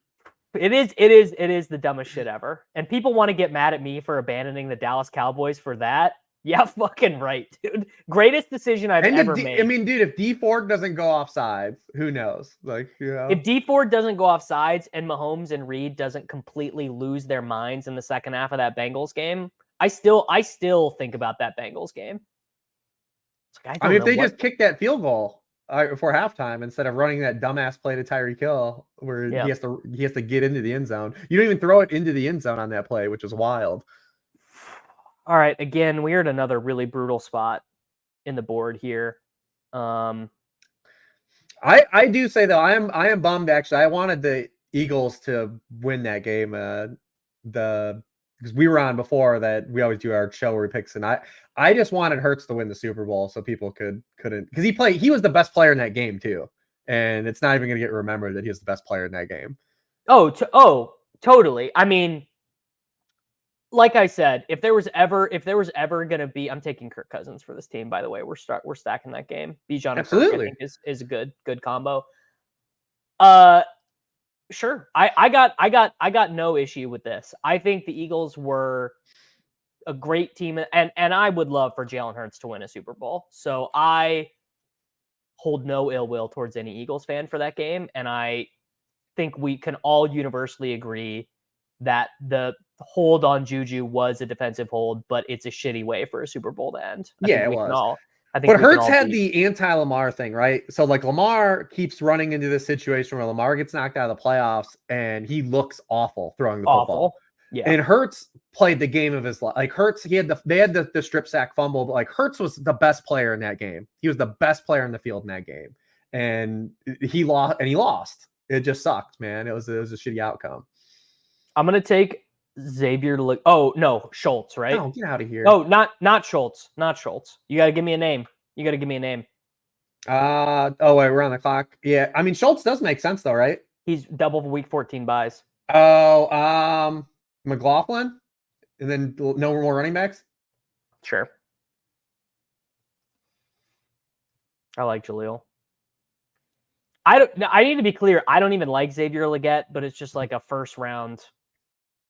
But I mean, so my take has always been, and Davis knows it's always come on. Like I want one of these quarterbacks to finally win a Super Bowl, because until they win a Super Bowl, it's going to be like you can't win a Super Bowl with these guys.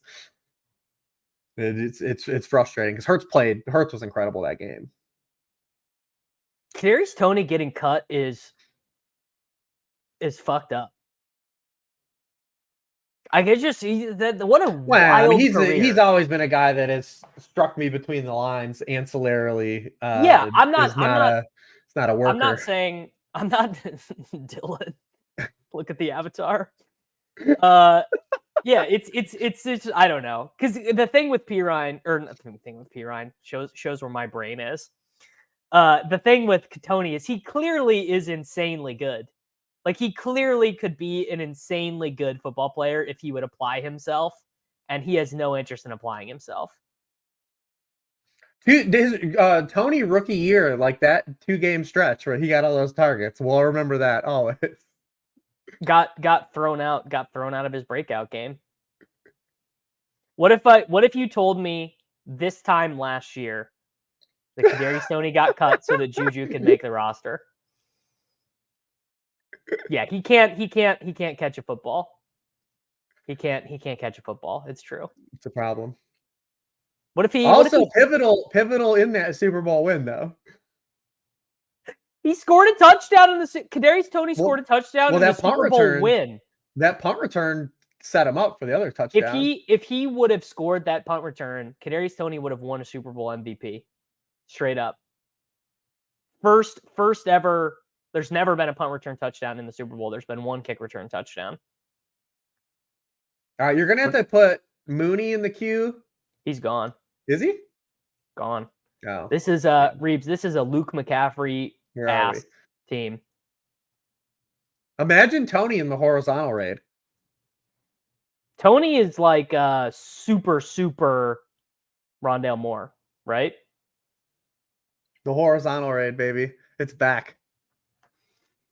Let's get Tony. Oh, Let's get Sinnott. We Tony. got to get Sinnott in this team, right? Week 14 bye. It's horrible, dude. It's really like the most annoying thing. And the NFL doesn't care about us at all. Oh, well, yeah. That's rough. It is rough. I don't really know what we're going to do at second tight end here. We're good at quarterback. Need more. Our wide receivers are Diggs, Dell, JSN, Hollywood Brown, Rashid Shaheed. So this is probably a 5 running back. This is To be fair, this team's actually pretty good. This team is pretty good. We've drafted worse. We drafted worse. Tony to the Giants? Is that true? That'd be hilarious. There's no way. It's hard. Well, there's no way he just signed to the team yet, anyways. Yeah. I mean, this is gonna have to be Conklin then, man. We're gonna have to get Conklin on this team. Conklin? Sure, I will take Conklin, but I'm not taking him. I think he already went. Not right now. Not right he already now. went. Did he already got snapped? Tyler Conklin got snapped at 1. What round are we? What round are we in this draft? We're out here to talk about. I mean, this draft had 2 side jokes. We went on like a 10-minute Kadarius Toney rant and a 25-minute like Daniel Jones parlay. Like, what the hell are we doing? Yeah, we are in round 14. We have a Falcons Commanders week 17 stack built. We are on the clock. We need a wide receiver. We've got Lamar Jackson. We sadly have to take Rashad Bateman. Jahan Dotson. I actually, this is a mistake. That Dotson is I deleted him from my rankings. I need to re-upload that. This is the bet though, because we didn't take we didn't take AJ Brown. We didn't take because we don't have our bring back for the other game, right? We have an Eagles Commanders game mixed in. What is that, week 16? Yeah. Look, I hope it is the last season for Travis Kelce and that he leaves nothing on the field and that he scores 15 touchdowns this year. That is my hope. I mean, the toughest thing are the guys that are old and were hurt last year and like trying to correctly kind of calibrate where they should go this year, Kupp and Kelce, right? Because they both just still from projection stand to get a lot of work still. Yeah. And Adams is a little bit worse because the situation is just not any different. But like the situations for Kupp and Kelce are still really good. And like, what if the Chiefs just getting all these fast guys just makes Rashee Rice and Kelce better? Yes, I want him to leave everything on the field, not nothing on the field. I want him to leave everything on the field. I'm going to take Greg Dortch unless you've got an alternative that you see on the screen. Did you take Dotson? No. First off, he's gone. And second off, no. I let you bully me into taking Demarcus Robinson once. I can't do. But that was just a correlation play. This is just all because we don't have an Eagle. Yeah. We could take Grant Calcaterra, round 18. Easy, light work. Did they keep Alberto? Is Alberto still there? I guess we're gonna find out. We're gonna find out. We're gonna find out in like 2 hours if they kept Alberto or not. Yeah, I think this is obviously a little bit overblown. It's super overblown. I mean, I even have the stats last year. Let me pull them up. I mean, he was so banged up last year. He wouldn't even play. He started the year hurt. Yeah. But he started the year hurt, and then he picked up an ankle. I think it was week 5 or 6 when they played the Vikings. He picked up an ankle injury and just kind of never really kind of got over that. So correct. Here are the stats because people will talk about the snap share, right? Kelce snap share. It's gone down 5 years in a row. His snap share. But when Kelce was on the field last year, the Chiefs had a 71% drop back rate. It would have been number 1 in the NFL. They're just getting him off the field for these run block snaps. When Kelce was off the field last year, the Chiefs had a 51% drop back rate. It would have been dead last. So they went from the top number 1 in drop back rate with Kelce on the field to dead last them off the field. The snaps don't matter for fantasy football. They don't matter at all. No. Targets per route run is what matters, and he's going to lead The tight snaps end. Kelsey's playing, he's running routes. Like they're getting him out. Like when they're going to hand the ball off to Pacheco and Carson Kent, that's what's happening, dude. Like Kelsey's not coming on the field. It's be Noah Gray and Jared Wiley and Carson Steele. Yeah, Carson Kent is what I call him. I keep trying to make that. I'm trying to workshop this like a Superman reference into Carson, Man of Steel and something. I'm trying to work it out. It's look, we're sitting here on August 27th at 12:44 p.m. Samaje Perine's still not a Bengal. Was he? He hasn't even been released yet, technically, has he? They're trying to trade him, I'm sure. And why would any team trade him for him? Because the Bengals are such a poverty organization that I don't even know if they know how to figure out how the waiver wire works. This is what I'm choosing to believe. That Samaje Perine goes to the Browns because their backfield is not healthy. I mean, that'd be a great run out for all of us. From your lips to God's ears, Rich.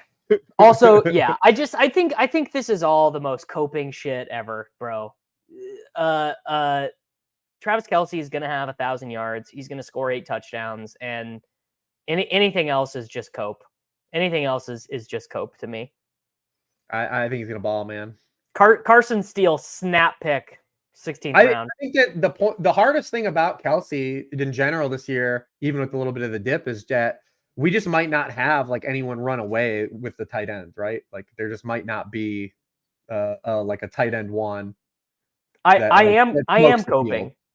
I am coping. I mean, coping look, everything. I'm coping with Kelce. I'm just coping in general. Yeah. I mean, this is Carson Steele just went right now in what round is it? 16? He just went 183 before Tyrone Tracy, before Tank Bigsby, before Justice Hill, before Audric Estime.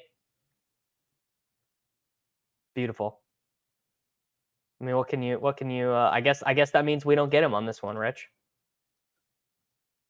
Who do you want for our second tight end on this one? There's not really an obvious guy. I mean, Johnny was really the only. We got to go back to back Johnny, I think.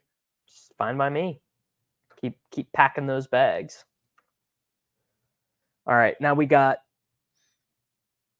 probably 2 more wide receiver picks to make. Yeah, actually. Is Bateman still there? We have Bateman. Bateman is. Oh, you already drafted Bateman on this team.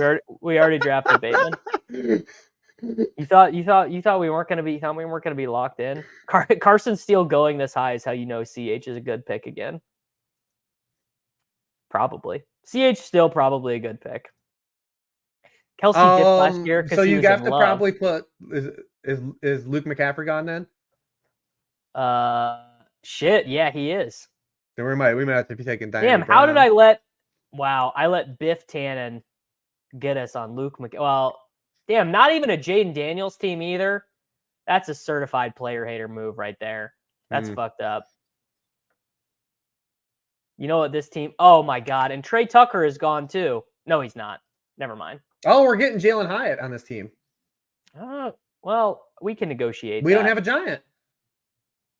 Do we need one? Yeah, there's a. Don't the Giants play the Commanders in Week 16? All right, I'm taking Trey Tucker first. Who the Giants play? The Giants play the Falcons. It's That's the game I always forget about. They play the Falcons. Imagine Shaheed and Tucker just trading body blows. Oh yeah, I mean, listen, it's a rule. If I'm on the show, we're taking Trey Tucker. We're taking Trey Tucker. We got one more. Yeah, it's Jalen Hyatt. It's got to be Jalen Hyatt on this team. People are saying it's Jordan Matthews season, buddy. I've been saying it's Jordan Matthews season longer than you've been alive. Do you remember? Was it like Jordan Matthews, like year 2, like they got Carson Wentz? He scored like 2 touchdowns, no, against the Browns. Not Carson Wentz, buddy. Sam Bradford.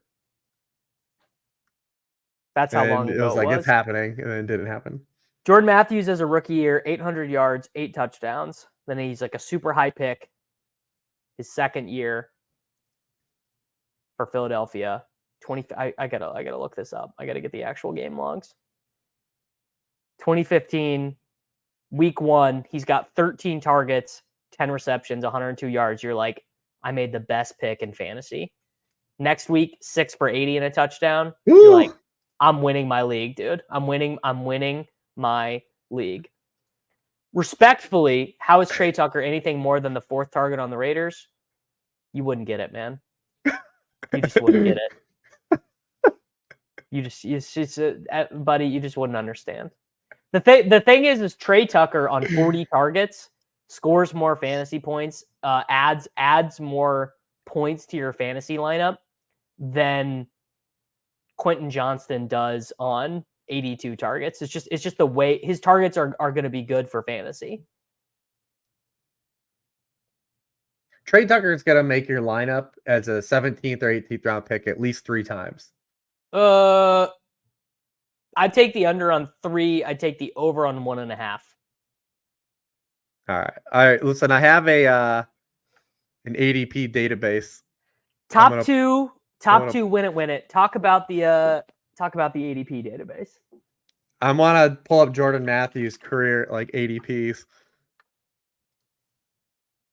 So, yeah, he was going in 2015, second year. He was going as a wide receiver 14 in ADP. This is true. It is so hot outside. You can't even be on your phone outside. It's true. Yeah, Jordan Matthews and Reeves, I was there. The next year, he went wide receiver 29, so the candle was still lit. And he ended the year with he finished 7 games in 2015. In 2015, he was the wide receiver 17 and finished too. I guess he just got injured, right? He ended up having a bum knee. And then he got hurt. He was the wide receiver 29 the year after that, then finished wide receiver 44. The following year, he was still drafted the wide receiver 48 and then died. He was dead. That was when he was the Bills. He was on the Bills. But imagine now, Jordan Matthews is the tight end 1 for the Carolina Panthers. Louis Rees-Cement, this can't be right because his roster spot doesn't count against the practice squad.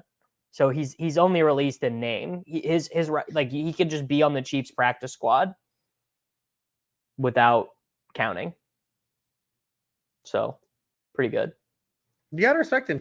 Look, Jordan Matthews is catching a paycheck.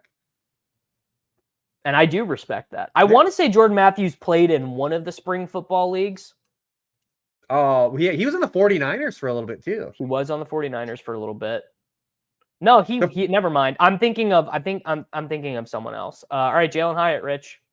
It just has to be. It's gotta be Jalen Hyatt. What are you gonna do, man? I don't make the rules. I can't even take Carson Steele in this one. And apparently Jordan Matthews was cut anyway. It was fun while we talked about a bunch of things that didn't matter through this draft. And the team's actually pretty good. The team is pretty good. For the audio listeners, Bijan Robinson, Steph Diggs, Tank Dell, Mark Andrews, Lamar Jackson. So we did a right-sided team on the left.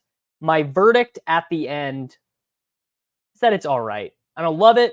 I don't hate it. To be honest, if this team the wide receivers aren't good enough, but it's fine. Yeah.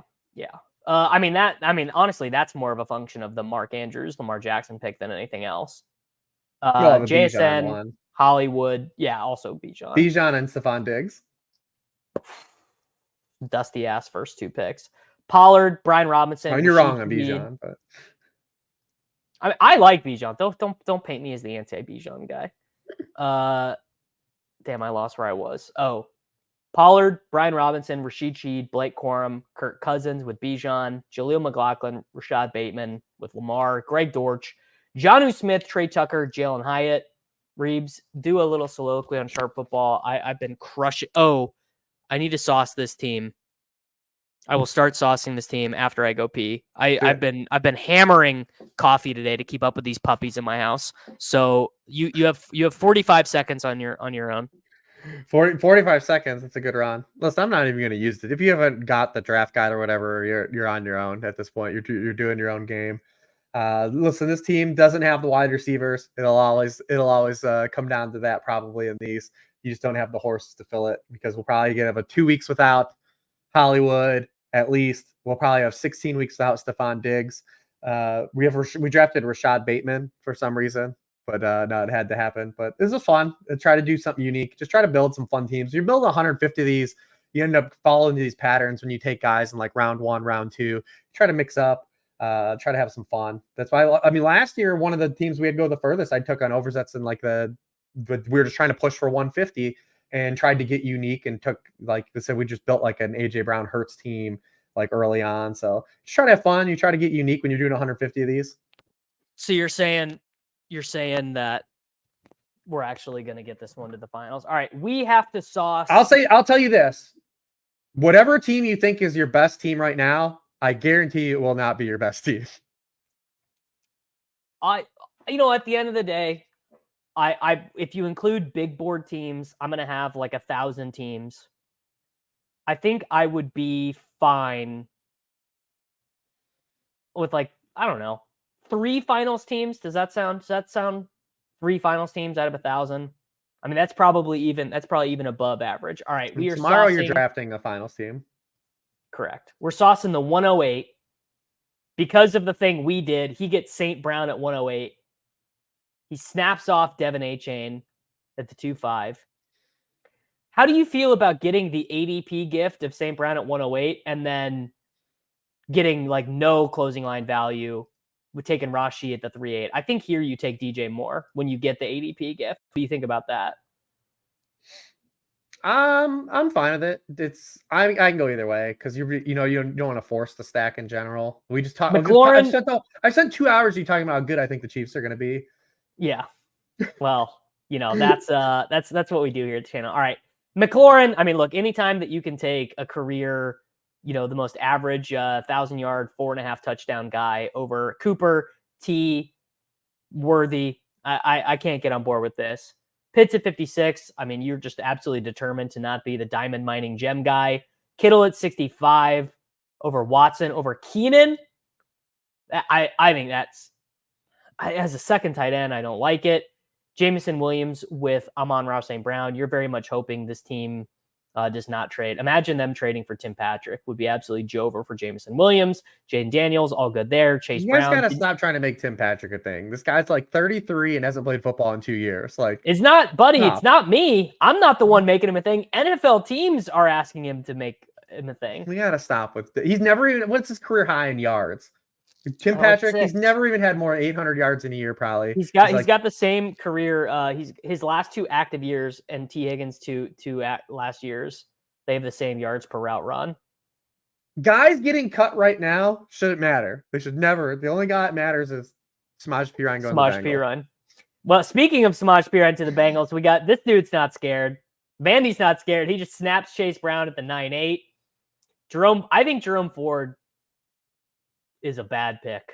I don't know. I get the logic. I totally get the logic, but I'm not on board. Goff had to have him here. Mooney, I guess you were sniping us. Leggett is it's the all-time that's fair pick. Bucky Irving. Mims without Nicks is a choice. Mims without Nick, I don't think I would do much of that, although you did have the Bengals stuff. It's fine. I don't estimate good 18th round pick. I think the Ford pick and the Kittle pick are a bit bizarre. But yeah, I do not like Ford. I think Ford, yeah, I do hate, I mean, it's well noted that I hate points at running back, Rich. It's kind of my deal. That's most people that talk about fantasy football. Yeah. It's like they're like running points at running back. Who needs those? Okay, all right. I think that team's fine, man. I think it's fine. And I didn't even think about this. Yeah, it's all cross correlated. I mean, he's got all the stacks. I mean, you've got Washington, Atlanta stacks. You got 49ers, Detroit. Probably could have used some Bears mix in there, but just like you said, you'd had to force DJ Moore. But he also built in Rashee Rice, Chase Brown. Correct. All right, Reeves, let's get you out of here, man. You need to write. Yeah, I mean, I don't need to write, but it's fine. Yeah, I'll get out of here. I'm drafting another one, so you can stay if you want, but I feel bad for monopolizing your time. I mean, I'm down to just hang out though. I don't mind. Guys, do you know what a treat the people are getting here on this Listen, that was great content. We were talking the conversation that came up during that draft. I'm here for. We looked up Jordan Matthews. And we get the 101. We looked up Jordan Matthews' career ADP during that draft. That's kind of my I love a good remember that guy segment. I still have the ADP file open, so if anyone wants to drop in the chat who they want me to look up the ADP for us to relive, we can maybe do some of that game. Because I still have the file open. When are we talking week 1 lines? Well, Jets, maybe Jets, right? You gotta hammer the Jets right now, do you not? I don't even know what the line is. I'm not there yet. +4. But what if the 49ers don't have Trent Williams and they don't have Ayuk against the Jets? It sounds that defense.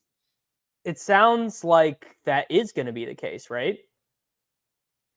Sounds like Trent Williams and Brandon Ayuk are not going to be playing. I mean, against that defense, Purdy against that defense without Trent Williams and potentially without Ayuk. Yeah. Would be something. To jump on shit, they might just outright win. Although Rodgers sucks every time he plays in San Francisco. Speaking of San Francisco, do you want to take McCaffrey or CeeDee Lamb? Let's do. What do you want to do? We can do Lamb and try to do like a Cowboys thing, like a Lamb Devontae Smith turn. Works for me. Gary Barnidge after the 2015 season. Yes. Gary Barnidge after the Gary Barnidge season. Holy shit. I've never even thought to extend that far into it. I go back to 2010. Boys, I've got 8.6%. I've got 8.6%. Gary Barnidge, the year after this. So here's the great thing. This is a great pull for Gary Barnidge. So he had the breakout in 2015. He has an ADP of tight end 8 in 2016. He doesn't even have another ADP in my. Well, because he retired. Dead. He retired. Just dead. Yeah. He finished 18th that year. He was drafted as a tight end 8. He finished as a tight end 18. He averaged 8.1 PPR points per game. That was the 9th year of his career, too. Insane. Yeah, amazing. Good times. Good times. What was I was, don't get me wrong, I was all the fuck over Terrell Pryor, but he had to have had crazy ADPs as he switched positions. I bet the year that he was wide receiver, he had 1,000 yards, but then I want to say maybe he changed team, or he went to Washington. Yeah. He was drafted. Okay, he had the breakout with the Browns as a wide receiver, and then was drafted as the wide receiver 17 in 2017. No. He finished 105th in points that year. My God. He was drafted as the wide receiver 17. Man. Terrell Pryor. Pretty fun. It's a fun game. It's a fun game sometimes. And he was. You guys can't just keep picking guys that broke out at the Browns. Everyone's just like a player that's good at the Browns and then was terrible afterwards. Peyton Hillis had to have been a first-round pick the year after the crazy year. It's like guy had good year at the Browns, never heard from again. No, he was drafted. Actually, Gamers showed restraint. He was the RB27 the year after. Wow. Did the Browns sign someone in free agency? No, he went to the Chiefs. That was not. Oh, I'm sorry. No, I'm sorry. Wait, I had the wrong year. He was drafted the RB14 the year after that breakout game. That season. They must have signed someone. No. He barely played though. He was the RB14 in 2011, finishes the RB43. The next year, the Chiefs year, I remember people being insanely excited about the combo Jamal Charles, Peyton Hillis backfield. So the first year with the Chiefs was the year I accidentally said he was the RB27 that year, finishes the RB59. So he got gamers 2 years in a row. He got benched for Sean Drone and Dexter McCluster. Was there a contract? That's right. I think I remember this. I think I remember the reason why there was a downturn was that there was a contract negotiation situation between the Browns and Peyton Hillis where he was like, I don't want to make fullback money. I want to make running back money. Incredible times, though. I can tell you this one off the top of my head. He was a first round pick. Trent Richardson, I think, was also a first round pick as a rookie or close to it. Correct. As a rookie, he was actually the RB14, and then he got traded. Then he got traded. That's right. And then he was that Colts year. He was the RB7 the year after that. RB14 is rookie, then RB7, then RB28, and then gamers left him for dead because they got smoked 2 years in a row. He finished with the Colts RB30 and RB33. Pretty nuts. All right, Reeves, we're up in 20 seconds. We got CeeDee Lamb. Yeah. I'm hoping that Lord Matty Ice snaps. Okay, I think Waddle is one of them. Just in here for the troll. And then just force Devontae Smith. Bang. All right, Waddle. Well, actually, that's a pretty unique combo. And the Devonta, whatever. We're just forcing it. Welcome to the team, Devonta. Jordan Cameron. Holy shit. That's remember a guy. Jordan Cameron. You guys just keep bringing up all Brown. Is this the bit? Is the bit is we're just gonna look up Brown's guy, like Brown's the guys? Man, okay. 2014 Jordan Cameron. I bet I took that guy in the 6th round. In 2014, he actually wasn't terrible, but so Jordan, he had 3 years in a row he was drafted as a tight end 1 because he was also drafted as a tight end 1. He was the tight end 7 the year he went to Miami after that too. Yeah. But he had 3 years in a row. He's the RB12 in 2013, or the tight end 12, then tight end 4, tight end 7. He finished the tight end 4. He also finished the tight end 27, the tight end 27. So gamers again got hoodwinked. We went back for it. Correct. Guys, I still am not seeing a Samaj P. Ryan update. I'm all over it. I need David Terrell. Is he even? Did we even fantasy football like? I don't David know. Terrell retired in 2004. No, that's the defensive back. Yeah, I don't think David Terrell, 2004, no shot. No, I only go back to 2010. So no Steelers wide receiver other than Pickens is draftable. Not Roman Wilson, not Van Jefferson, not Calvin Austin. I don't even really like Pat Freiermuth. And in your redraft leagues, none of the Commanders guys. Don't talk yourselves into those guys outside. I don't even really like McLaurin. I know you're always a McLaurin guy. I think he's fine. Is he if he's a wide receiver 3, he's fine. I think he's fine. Justin Forsett he was a high pick 1 year. I remember I wrote a Rotoviz article about Justin Forsett. Yeah. He was high. He was kind of like Justin Forsett was kind of like the original back when Zero RB Bros started thinking about being Zero RB Bros because he was a pretty strong pass catcher for Seattle. And then he signed with Baltimore in 2014. I bet his ADP was high in 2015. He was drafted after that season that he had that awesome year. He was drafted as the RB11 in 2015. He finishes the RB38. RB38. Generic Prince did get cut. So Carson Steele to the moon, buddy. I mean, Ray Rice was legitimately good though, guys. Yeah, Ray Rice was good. He just was he got suspended for a whole year? Yes. Crazy. But he had multiple years before that where he was crushed. Him and Arian Foster, that was just like a golden age of running back anyways. Because you had Chris Johnson and Maurice Jones-Drew, in the apex of all those guys. One of my tiers for the first 3 rounds, I have Deebo Samuel ahead of both of these players, so I actually don't end up getting a ton of Marvin Harrison Jr. or Drake London. The official day for the 53-man roster. Today. It's today, right? It's today, and it's 4 p.m. It's 4. Yeah, I was gonna say it's in 4 p.m. Eastern. 2 hours. Yeah. What is Team 11 doing? I always love when we get these. Team 11 is auto drafting or doing a hit them with the gritty. Maybe they're doing it. Yeah. Kadarius Toney is definitely going to be part of this cohort. We're gonna be remember when the Chiefs traded a 3rd round pick for a guy who scored a touchdown in the Super Bowl and almost won a Super Bowl MVP and then was out of the league? You hate to see it. All right. Is anything else interesting happening in this draft? Pacheco went really early. Hurts, this auto drafter ruined our opportunity to get Hurts, I think. We That probably would've been wouldn't fun. have got him, but at least they totally mushed it. Would have been from fun. happening, though. Totally mushed it, though. It was not a 2nd rounder. Louis Rees-Sumet, here's the thing though, he's gonna be back.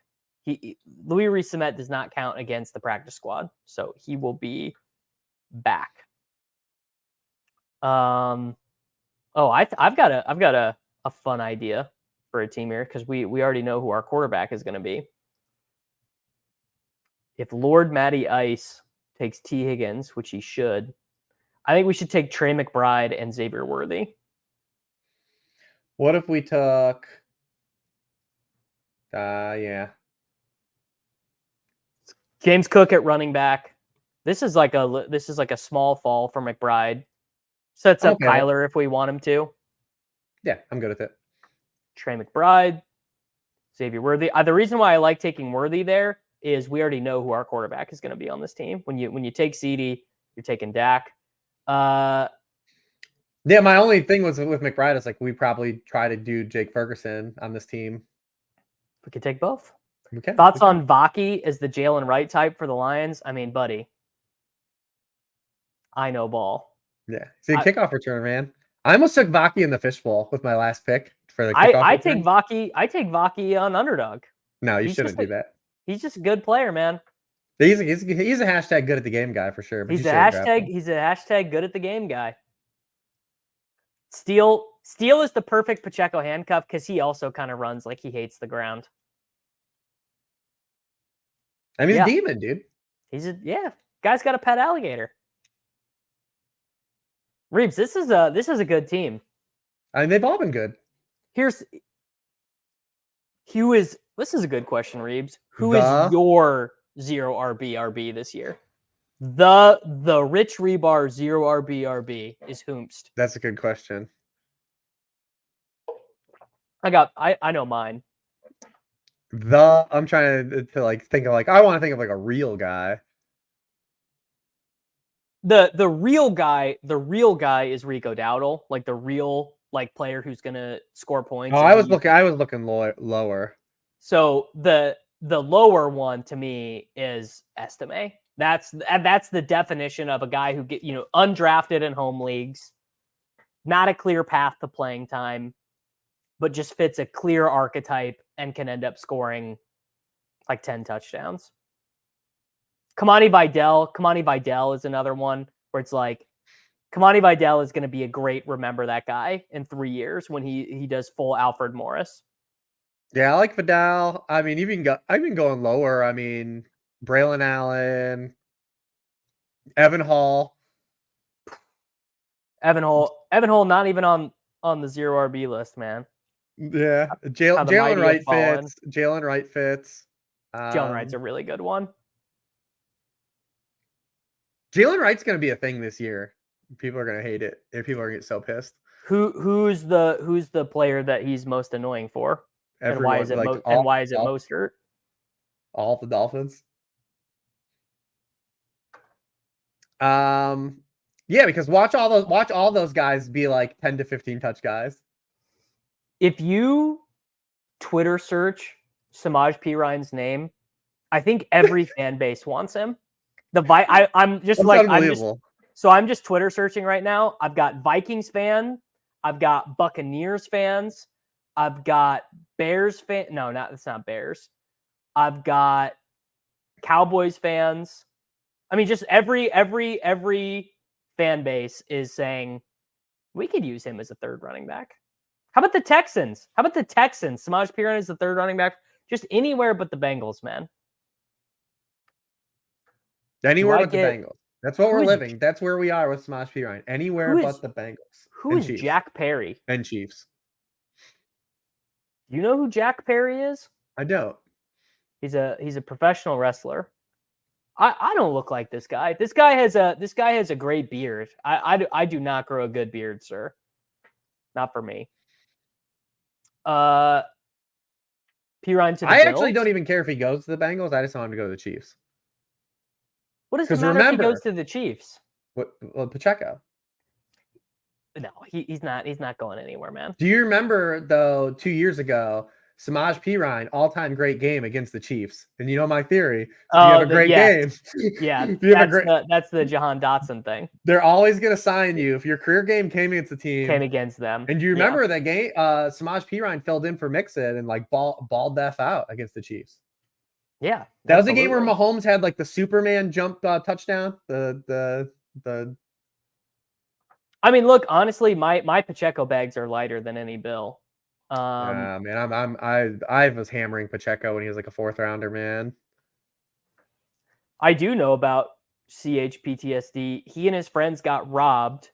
Very scary situation. Clyde Edwards-Helaire shot the robber to death. Like literally a guy died in front of him because of him. Very, very real. There's someone was posting about it in the chat yesterday. There's like oh my God. How about, can I interest you in 6'7" turn Anthony Richardson? Just naked Richardson. We can get Kyler still though. Dude, I can't pass up on this value on Richardson. This is crazy. Then. Yeah. And then there's not really a running back who makes it. Looks like we're getting another Jalen Hyatt team, guys. Another. All right, let's take Richardson. Honestly, there's not really a running back available unless we reach on one. Do it. Take Kyler. Double up. That's so fun.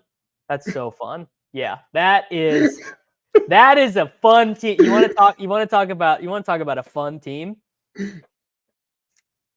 dude. Do it. I mean, you can't get Dak now. We can't get Dak. We can't get Dak, but who cares? Who cares? This is so funny. Done at quarterback. Like streamers always like to say like, oh yeah, we're done at running back. I mean, Anthony Richardson and Kyler Murray, that has got to be combinatorially unique. This is not a David Kitchen ass team. This is a good team. We don't have Derrick Henry. We don't have Derrick Henry. Yeah, we could be done a quarterback here. Yeah, this is a Konami ass code team for sure. CeeDee, Waddle, Devonta, McBride, Worthy, Richardson at 72, Murray at 73. I would wager to guess this exact combination of players has not happened yet in Best Ball Mania. 600,000 teams in or whatever. Well, good thing someone asked that 0 RB question. So we're gonna draft all of those guys now. Yeah. I'm gonna be honest. The best part of streamers being done at running back is it comes after taking Zach Charbonnet as running back, and Ty Chandler as running back 4. It's maybe not on my streams, but for me, it's always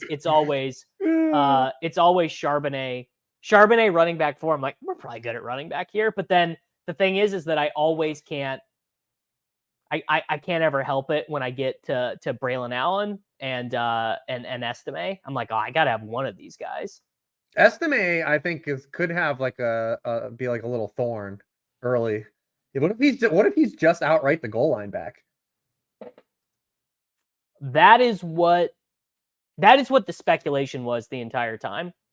Like basically that we're gonna have very segmented roles. Javonte between the 20s, McLaughlin on, I guess it's like McLaughlin on like passing downs, but not long down and distance, because if McLaughlin is out there for long down and distance, that gets Bo Nix killed, And so then, and apparently what the Beats have been saying is that Estime actually has impressed them as a pass blocker, that he's actually, I mean, he's a huge guy. Yeah, he's a good player. We just have to fire Notre Dame strength and conditioning coach, like that dude, because Kyron came out and remember he bricked the combine too. Like whoever the strength, he's like the reverse of. Aren't the tight ends always good RAS guys though? Like they might be. What was guys chat? What is Cole Kmet's RAS? No, Michael Mayer was a shitty RAS guy, wasn't he? Michael Mayer was a shitty RAS guy. Yeah, the Notre Dame strength and conditioning coach is out of here. Kick this guy to the What moon. about Claypool was probably dope. I was gonna say Claypool was incredible. Claypool but Golden Tate was not particularly good. or Michael Floyd. Oh man, What a demon Michael Floyd was. Michael Floyd. That is a player who has cost me a good bit of money in his life. 1 second. I also just realized Komet was a good athlete. Been doing this whole stream without my cool new overlay, man. What a shame. This is sad. 477 people watching, and you just saw the only Anthony Richardson, Kyler Murray 6-7 turn start in Ball Mania, and you won't drop a like. We took requests for every former Browns ADP. We took requests, and we didn't make you guys do super chats for it. We just did it. Insane. All right. Pain. We are about up on the clock. Running back, as you would expect, it's bad. Wide receiver is also bad. It's fine. Interesting thing here would be Equanimity is St. Well, that makes sense. Do you know who his dad is? His dad is like a all-world Mr. Olympic world champion, Mr. Universe or whatever. Bodybuilder. Yeah. All right. Hear me out. Jonathan Brooks is actually kind of a good pick on this team. Actually, it is, man. I think you go Brooks because we need Brooks some B-Rob, right? I think Brooks. Oh shit! I wanted where did Pollard go? He just went right before us. Fuck, that is annoying. Brooks B-Rob. To be honest, I do like Javonte a little bit more. I keep mixing this game up. No, but we'll want a Broncos running back later. We will want a different running back, this could be even a McLaughlin and estimate team. Yeah, because we want Washington, Philadelphia. We want Brian Robinson for Devontae Smith, and we want Brian Robinson for. We didn't take a. I'm done punishing myself. I'm going to take Brian Robinson. Yeah. I'm done punishing myself by taking Chase Brown. See, Joel Worth said that every one of his CD teams is bad at running back. This is the conversation I think we're going to have before tomorrow night is how we want to approach that. Well, so in our specific league, assuming CD goes 1, no, 2. Yes. Well, we pick it 2. So the thing is it's so easy to get wide receivers on FFPC. Like you'll be on the clock in the 9th round and be like, the thing is, it's not a great spot to like run into running back value. The only guy I think we can make a case for is Achane in that he doesn't always get there. And he doesn't always get there. And then if you take a tight end, if we take Andrews, then we're chasing. Like it's gonna be interesting to see how we play that. Yeah. Guys, but this is making up for a lot of. I told you when I came on. Darius Geis is in prison. Yeah. Darius Geis is in prison. Huge Devy guy though. And a lot of Devy rosters. He does have a player ID. If you search for Darius Geis, a literal guy who's in prison does have a player ID. Right here, 2018 and 2019, Darius Geis actually had an ADP both years. Oh, he went super high. Yeah. Well, he was RB 33 and RB 28 the 2 years. That is very high for a guy who is. He didn't even play any games his first year. Yeah. Well, he had something crazy with his knee. He had like a crazy. Yeah, he did. Yeah. He had an injury too and got arrested. Yeah. So yeah, he never even played. He never even played an NFL game. No, he played year 2. I think he played like 4 or 5 games. All right, I gotta look. He played 5 games. Year two, he did score 3 touchdowns. 2nd round pick. He must have gotten hurt immediately. He came back. He did have 10 carries for 129 yards and 2 touchdowns against the Carolina Panthers. Yes. Crazy. All right, let's get this. Oh, there are still some running backs out there. I'll say one player I'm not taking on this team is Zach Moss. Moss is even more dead than Brown, right? Because Moss is just younger Samaje Perine. Aren't they just the same dude? Or isn't that just Spider-Man pointing meme? Basically, if the Bengals sign P. Ryan, and it's just like you literally are just trying to guess who gets touchdowns. Ernest Jones got traded to the Tennessee Titans. He's really good, right? Yeah, he's good. Colin, here's the thing. It's not about not drafting him because of P. Ryan. I'm not taking him at this price with P. Like, this specific price is too high if P. Ryan's on the roster. I'm going to get a big discount on him. He's going to be 3 rounds cheaper, maybe. If P. Ryan ends up there. Yeah, if Bryce Love, buddy, you want to know how much Bryce Love I've thought about in my life? Just an absolutely insane amount of Bryce Love. Yeah, I don't think he'll fall. I mean, looking at it, I think it's hard for Chase Brown to still like fall. Like I am about to run the fuck to the podium. Unbelievable. To like Hector. Rico Dowdle came all the way around. I will accept the Rico Dowdle pick on this team for sure. Okay, we got to make another one. Yeah, I think it's either Gus Edwards or Quorum. Quorum makes sense. We could also do. What's tight end look like right now? Just real quick. Fuck, Mitchell went. Yeah, Mitchell went. Damn it. We're running out of time. You're blowing it. No, yeah, okay, we're taking Quorum. All right. The other thing we could have done there was just you did it. You grabbed it. You recovered. You recovered. I have a bad habit of doing this where when I'm on the turn pick, I snap the first one in. So like I do the first pick and I do it too quick and then start to talk about the second. Oh, you start the clock. Yeah, what you need to do is you need to let both wind down. I also though I'm having a flashback to yesterday's stream. I'm drafting, and I set Sion Vaki in my queue. This is a Tyrone Tracy team too, man. You got to put Tracy on this team, I think. I like Tracy. You got the Colts. We got the Colts, Giants. We definitely are going to need a Giants bring back. Michael needs 2 for a big dog, boys. I'll do probably 2 more big dogs later in the week, but I'm waiting for roster filling. Did J.K. Dobbins go? No, we could still get. No way, because Gus Edwards was still on the board. Yeah. So, Kamani Vidal last team. I thought this is a team I think where Gus Edwards would have made sense though, because we have the Jonathan Brooks first 4 week 0, and we're just kind of like waiting, right? Like we just try running some early season touchdowns while Gus clearly has the job. Sure. Yeah. I mean, this honestly, this whole team comes down to does Xavier Worthy score points like a wide receiver 2, and what does Jonathan Brooks do when he comes back from the pup? I don't know. Exactly. This team could be a cook. It could. Edwards would have made sense, I think. I'm not mad at Quorum, but it would have made sense. Not mad at Quorum. We can get. I mean, shit. We could even take Chuba Hubbard on this team. Yeah, we could even do a Hancock with Chuba. Well, you got Tyrone Tracy is available for an option for us.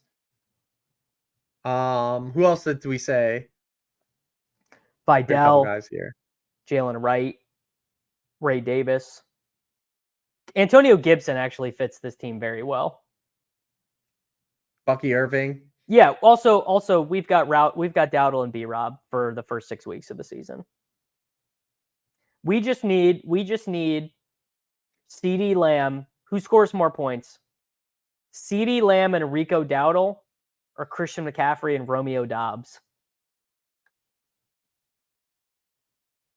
It's pretty close, right? Yeah. We're going to throw some more wide receivers now.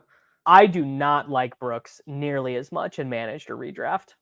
No, same. Much more difficult because that roster spot just becomes so annoying. And you're not going to want to start him the first week back because you're like, oh, they're gonna ease him in. So it's like you're not going to have him for 6 weeks at a minimum. He might not even be that like. The team might just suck. I don't think I've got Jonathan Brooks on. I'm like through like 9 high stakes drafts. I don't think I've taken Jonathan Brooks yet. Yeah, I haven't drafted him either. And you have to have IR spots first of all too. Like your league has to have IR spots if you're taking him. So many times Sure. people do If this. you have IR spots, he's much better. So many people do that and they don't even have IR spots because the roster position is just too valuable. The roster spot. Yeah, I agree with that. All right, we are about up. I think Josh Downs went. We could Michael Wilson this though. Yeah. Michael Wilson makes sense. Michael Wilson. Yeah, I mean Michael Wilson, Dortch. Dortch we can get at the next turn. Yeah. Jalen Wright. Jalen Wright fits this. I like Jalen Wright. I like Ray Davis. I like Bucky Irving. Bucky Irving has Cowboys correlation if he has the job late. I took Jalen Wright first. Here's the thing about Michael Wilson. Wouldn't you rather have Dortch, or do you like Michael Wilson Michael Wilson here or Dortch at the next turn? Which one? I actually think Michael Wilson's the play between the two, but I get it. I'm on the rock. It's between you and Harditz. I mean, Michael Wilson's going to play in all sets. He's going to play in all sets. Yeah. Here's the thing. Everyone telling us to take Chuba. No. We already made our bet. I just like, we have, like someone already said, we have Dowdle. We have Brian Robinson. Those guys are going to score comparably to Hubbard for the first 6 weeks of the season. And Hubbard will be a 0 for us when it matters. But people forget Michael Wilson was before he got hurt last year was legitimately solid. Like he was doing well. Not like he wasn't like he had a 2 touchdown game against the 49ers. Really well. Like from an efficiency stance with Josh Dobbs was playing really well, and he's gonna be on 2 wide receiver sets. Like Dortch is only gonna play in 11. So yeah, I mean, I think he's fine, especially on a Kyler team. Especially, yeah. I mean, a Kyler team is very good. All right. I thought I had someone sent me a tweet saying P Ryan watch, but it was just a note that Deneric Prince got cut officially. I know Dortch is the sex dude. Everyone loves Dortch. I love Dortch is a good prospect too. It sucked he had to cut his teeth. People to the degree he did. People are actually not woke to how good of a prospect Greg Dortch was. Greg Dortch was he's a good player in college. Look what this dude did at Wake Forest. 94, 198. You just have that open? You just have it open. You thought I didn't have that tab open. He had some crazy games, dude. Crazy games. 10 for 124 and 1 against Duke. Man, the mighty Duke Blue Devils football squad. Yeah, of course. Dalvin Cook will sign and get carries to go backwards, but still somehow take snaps from Rico. I mean, sure. Same thing happened last year. The coaches brought him in, and then he got killed. Yeah, it was no good. Shout out to Greg Dortch's tutor, Ryan Jones' roommate. Awesome. Shout out. Unreal to have Greg Dortch's stats already pulled up. I mean, it's one tab away at any given time. I love it. I respect it. If Dortch, this is actually true. If Greg Dortch was as big as Michael Wilson, top 5 wide receiver in the NFL. He'd be over Davis's Justin Jefferson take earlier. That would be, who would I rather have in a fictional theoretical fantasy football universe? Justin Jefferson or 6'5" Greg Dortch?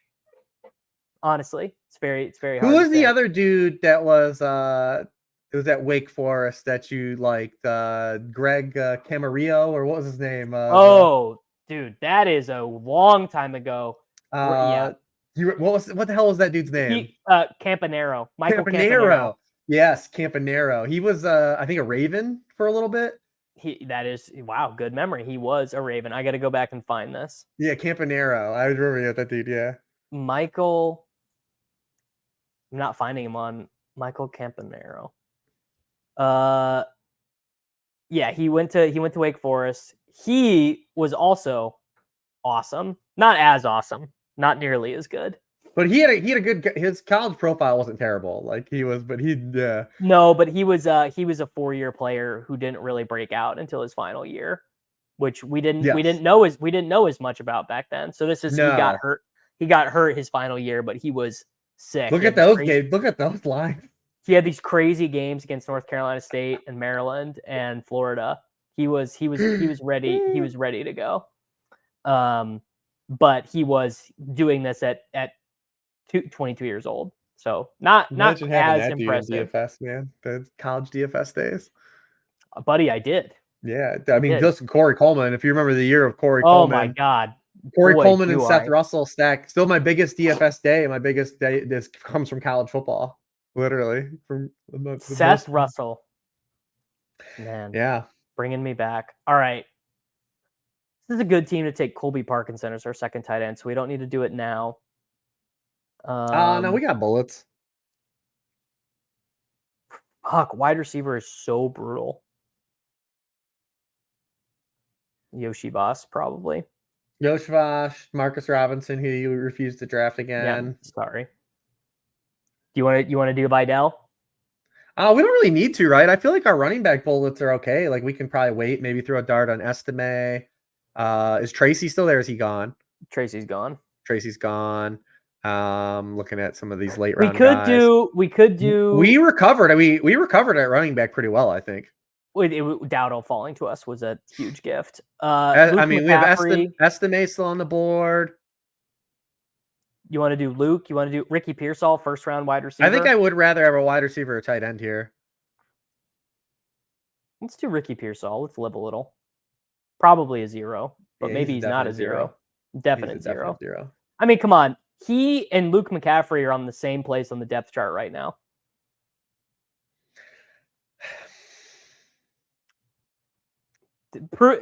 Where's that wrong? Name the wrong part of that sentence. I mean, I like Pearsall as a player. It was just such an odd spot of the draft for him to go there. I honestly don't even really like Pearsall as a player. It was such a weird spot for him to go to. I don't like the fit in this offense. I don't know how he gets. We took Andre Yoshivas, all right? But Andre Yoshivas is a baller. Andre Yoshivas is literally, imagine how hyped we would have been about him on RotoViz in 2015. Yes, dude. We would have wrote an article. He would have 4 articles. A Princeton junior varsity heptathlete. Like, unbelievable. No, the Niners cannot. He's under contract. Brandon Ayuk is under contract for the San Francisco 49ers. They can't tag him. But they could tag him next year. They could tag him next year. If it's it, but that's the whole point is he wants a contract before that. Yeah, he doesn't want to get to the situation. He wants paid now. And they blew it, dude. They should they could have signed him probably for like 26 or 28 million at one point. Sure. I feel fine about that turn, honestly. I would give Purcell back for who? For Demarcus Robinson? Insane. Reeves, that's insane. No, what tight ends were there? Cole Kmet. No fan. No, I don't want Cole Kmet. We're taking Colby Parkinson on this team as a bring back. This is what an insanely good point. The NFL should just move to fully guaranteed contracts like every other league, like the NBA or Major League Baseball. It's the worst player association in the thing. Like they get crushed, man. They just get worked over. I'm not clicking Jermaine Burton at all right now. That I clicked him way too much early. The coaches hate him. The announcers were talking about him sleeping through meetings. Is Greg Dortch the best NFL player from Wake Forest? Players from Wake They had to Forest. have some defensive players, right? I can look on top players by AV. Okay, a guy I've never heard of has 87. AV Norm Snead. Trying to think players from the 2000s. Calvin Pace. Remember him? Yep. Calvin Pace. Ricky Prohl. Ricky Prohl was a Wake Forest guy. Oh, someone dropped Ricky Prohl in the chat. Yeah. Wow. You know ball, dude. You know ball. Give us a couple of Ricky Prohl gamers. Oh, all right. Let me cook.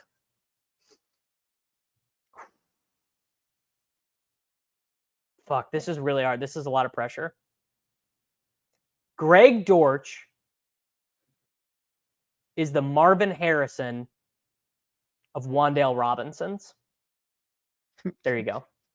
That's not even my best work. It's solid though. It plays. It plays. It plays, but I can do better. I can do better. If you guys let me think. Yeah. Kendall Hinton went to Wake Forest. Hey, Reeves, to be fair though, you and I famously. Oh, Tracy was there. You lied. We could have got Tyron Tracy. Oh shit, I did lie to you. You did it on purpose. I did not mean to lie to you. That was unintentional. But to be, dude, Kendall Hinton got put in the most. He's like a punching bag and got put in the most impossible spot. Imagine what anyone else would have looked like in that spot. The same outcome would have happened. Like they literally called this dude up like, you have to play quarterback for us tomorrow. Our whole team's on COVID. We know you haven't played. The reason why contracts aren't 100% guaranteed is because the NFL Players Association sucks. That's really all it is. We actually needed to catch up at wide receiver a little bit. A little bit. I did want to take a pass catch or two there. I didn't know. You told me Tracy was gone though. I did. I lied to you. I would have given one of those guys back for Tracy. Oh, there you go. This is much better than my comp. Greg Dortch is the Tyreek Hill of Dexter McClusters. That's much better. That's stylistically true. It's like body type true. That is much better. Okay. One more running back and a tight end. We're going to take Colby Parkinson here. Reeves. Someone in the chat did say we should take Jordan Mason because we didn't take Christian McCaffrey at 1. Oh, that's yes. Whoever said that, you know fucking ball, dude. I'm sorry I didn't catch that, but that, yes. Right, because we took Lamb at 1. Hundo P. That's one of my favorite moves. Who greenlit you on Colby Parkinson? Me. Dude, you could have picked any other tight end besides Colby Parkinson. We needed a Rams bring back. Pain. Demarcus Robinson was our Rams bring back that you didn't want. Colby Parkinson scores. What line do you give me that Colby Parkinson scores more tuds than D-Rob? Oh, dude, come on, man. There's no way that's happening. Colby Parkinson might have scored more tuds than D-Rob in their careers anyway. Colby Parkinson is a blocker, dude. Like, he's not doing anything. Colby Parkinson, 4 touchdowns the last 2 years since he started really playing. He's not doing anything. Demarcus Robinson, 6 touchdowns the last 2 years. Yeah. He's going to score 6 this year. Great point. DeMarcus Robinson is definitely bad. Colby Parkinson is only probably bad. Fair. That is fair. I like taking Dobbins and Vidal together. I'm cool just being done with the Gus Bus experience at this point. I think Gus still fits a number of builds that, like I said, if you're looking for early season points, I think he's completely fine to throw at the wall. In this format with touchdowns are heavy. Dude, they love Gus Edwards. Like, Gus Edwards ain't going to die, man. Gus Edwards is good. First of all, Gus Edwards is a good football player. Like, they also love J.K. Dobbins. Gus Edwards is a good football player, though. I know he's not fun for fantasy. He's not super sexy, but, like, dude, he's played with Roman basically every year but one of his career. Like, he's basically been, like, a poor man's Nick Chubb. Like, rushes for 5 yards per carry every season. He's fine. I don't want Gus Edwards in a managed league at all because you're going to have to play the did he score me a touchdown this week game. But I think where his ADP is in these, and if you drafted a team like we did and you're just looking to throw a guy early on, I think he fits. I don't think he's dead. No, dude, what you're missing is that Colby Parkinson can break out now that Will Dissly isn't holding him back. That's fair. The Broncos still have 12 moves left to make, counting Tim Patrick and Samaj Piran. I mean, I sadly cannot stay until 3 p.m. I have to take my new puppy dogs to the vet. They got to go get their first shots. But man, I wish I could stay. Colby Parkinson. Oh, grow up. What if I told you, Rich? What if I told you that Colby Parkinson is the Noah Fant of Will Dissly's? Pain. I didn't know that Demarcus Robinson went to the University of Florida. Demarcus Robinson went to dude. Yeah. He went to Florida so long ago that all of his teammates. Here's a good one. Who do you think led Florida and Rich? This is gonna blow your mind. This is gonna be so deep. Who do you think led Florida in receiving Demarcus Robinson's final year at Florida? I feel like I know this though. I'm trying to think of like when I say it, you'll know it. You're gonna be like, holy shit. I'll give you a hint. It relates to the Cleveland Browns. Oh, I know this player. Andre Caldwell. Not Caldwell, but Callaway. I cannot believe you got it. I can't believe you. I said Callaway is the dude. Yeah, Callaway. I'm giving you credit for it. Yeah, Callaway. Antonio fucking Callaway. I never get to play on the trivia game that they do at Jacob, but I'd be pretty decent at it, I think. Yes, you would. I definitely agree. I said Caldwell because Rashay Caldwell was there earlier, but yeah, that's why I said Caldwell first popped in my mind because Rashay Caldwell was a Callaway and you said Browns. Yeah. Brandon Powell was on that team too. Chris Thompson had a whole fucking NFL career start and end. He broke his leg. I mean, unbelievable. Demarcus Robinson's 1 billion years old, and we're taking him in best ball in 2024. All right, Reeves. choose your wide receiver. What are we doing? We got to take any wide receiver of the time. Hyatt's gone. No. We did need to take Trey Tucker. Yeah, it's got to be Trey Tucker. But we did need to take Hyatt on that team, probably. You're not going to get me. You're not going to get me. It was Tyrone Tracy. If you give me Tyrone Tracy instead of Pearsall, that's fine. Sure. Slayton's gone.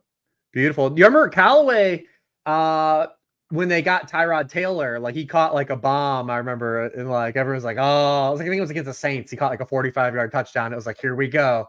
Yes, Antonio Callaway time. And then I think he got suspended or hurt, like something like right after that, and was basically just dead. Look at this picture of him. Yeah, go to his game log because I swear he caught a touchdown from Tyrod Taylor like on a bomb against the Saints. Guys, look at this picture of Antonio Callaway.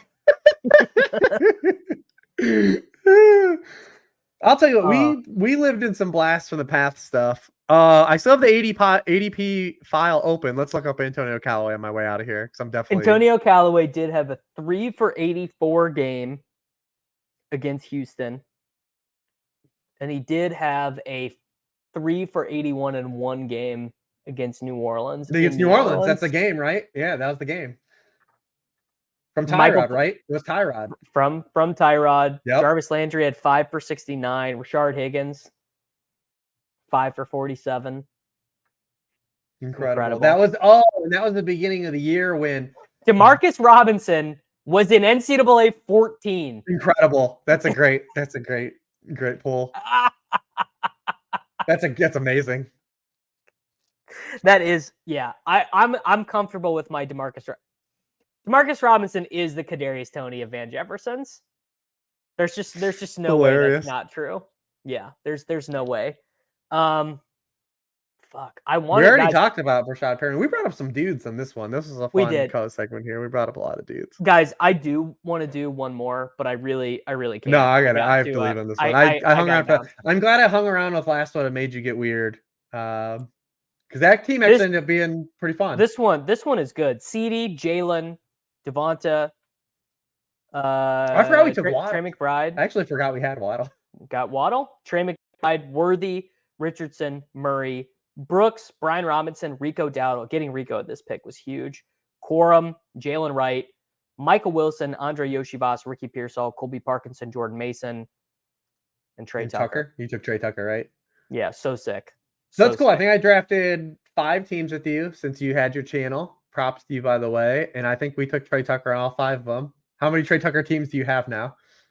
Let's go here. Let's go to my. Well, to be fair, you kind of got into him now since the preseason, right? I have. Oh, we're cooking $800 on well, Trey Tucker, one of them is a big dog. So Doesn't matter, baby. that's extra money. 800 Trey Tucker dollars. T Like, squared. so it's like buying Bitcoin. The It's highest like T buying you can get, Bitcoin. baby. Yeah. Well, beautiful, man. Listen, I'm happy that the channel is flourishing. Be excited to draft a $2,000 team with you tomorrow night. It was fun drafting these teams. It was fun. The chat was fun. You made me look up every old Cleveland Browns player ADP. And fitting enough, Antonio Callaway brought us full circle. Full circle. The Cleveland Brown ghost of Cleveland Brown past. So Yeah. listen, I appreciate it. You guys were fun, man, hanging out. Good luck to everyone that's drafting this weekend in their home leagues. Hope everyone has some good drafts. Take all your league mates' money. Yeah, Reeves, I appreciate you. I appreciate you hanging out. Guys, I'm going to be back tonight at 7 p.m. doing the Silver Bullet with Leone. And then I'm going to fire up a stream after the Swolecast tomorrow. So after the Swolecast tomorrow, I'll be drafting some more BBMs. Everyone, good luck in all your drafts. Make sure that you are subscribed. Oh, don't forget about the giveaway. I haven't been mentioning the giveaway. Anyone who comments, you were entered into a drawing to get you want to win 5% of that team that had Anthony Richardson and Kyler Murray, the 6-7 turn. All you got to do is comment on these videos, like the video, subscribe to the channel, and I will see you guys all back here.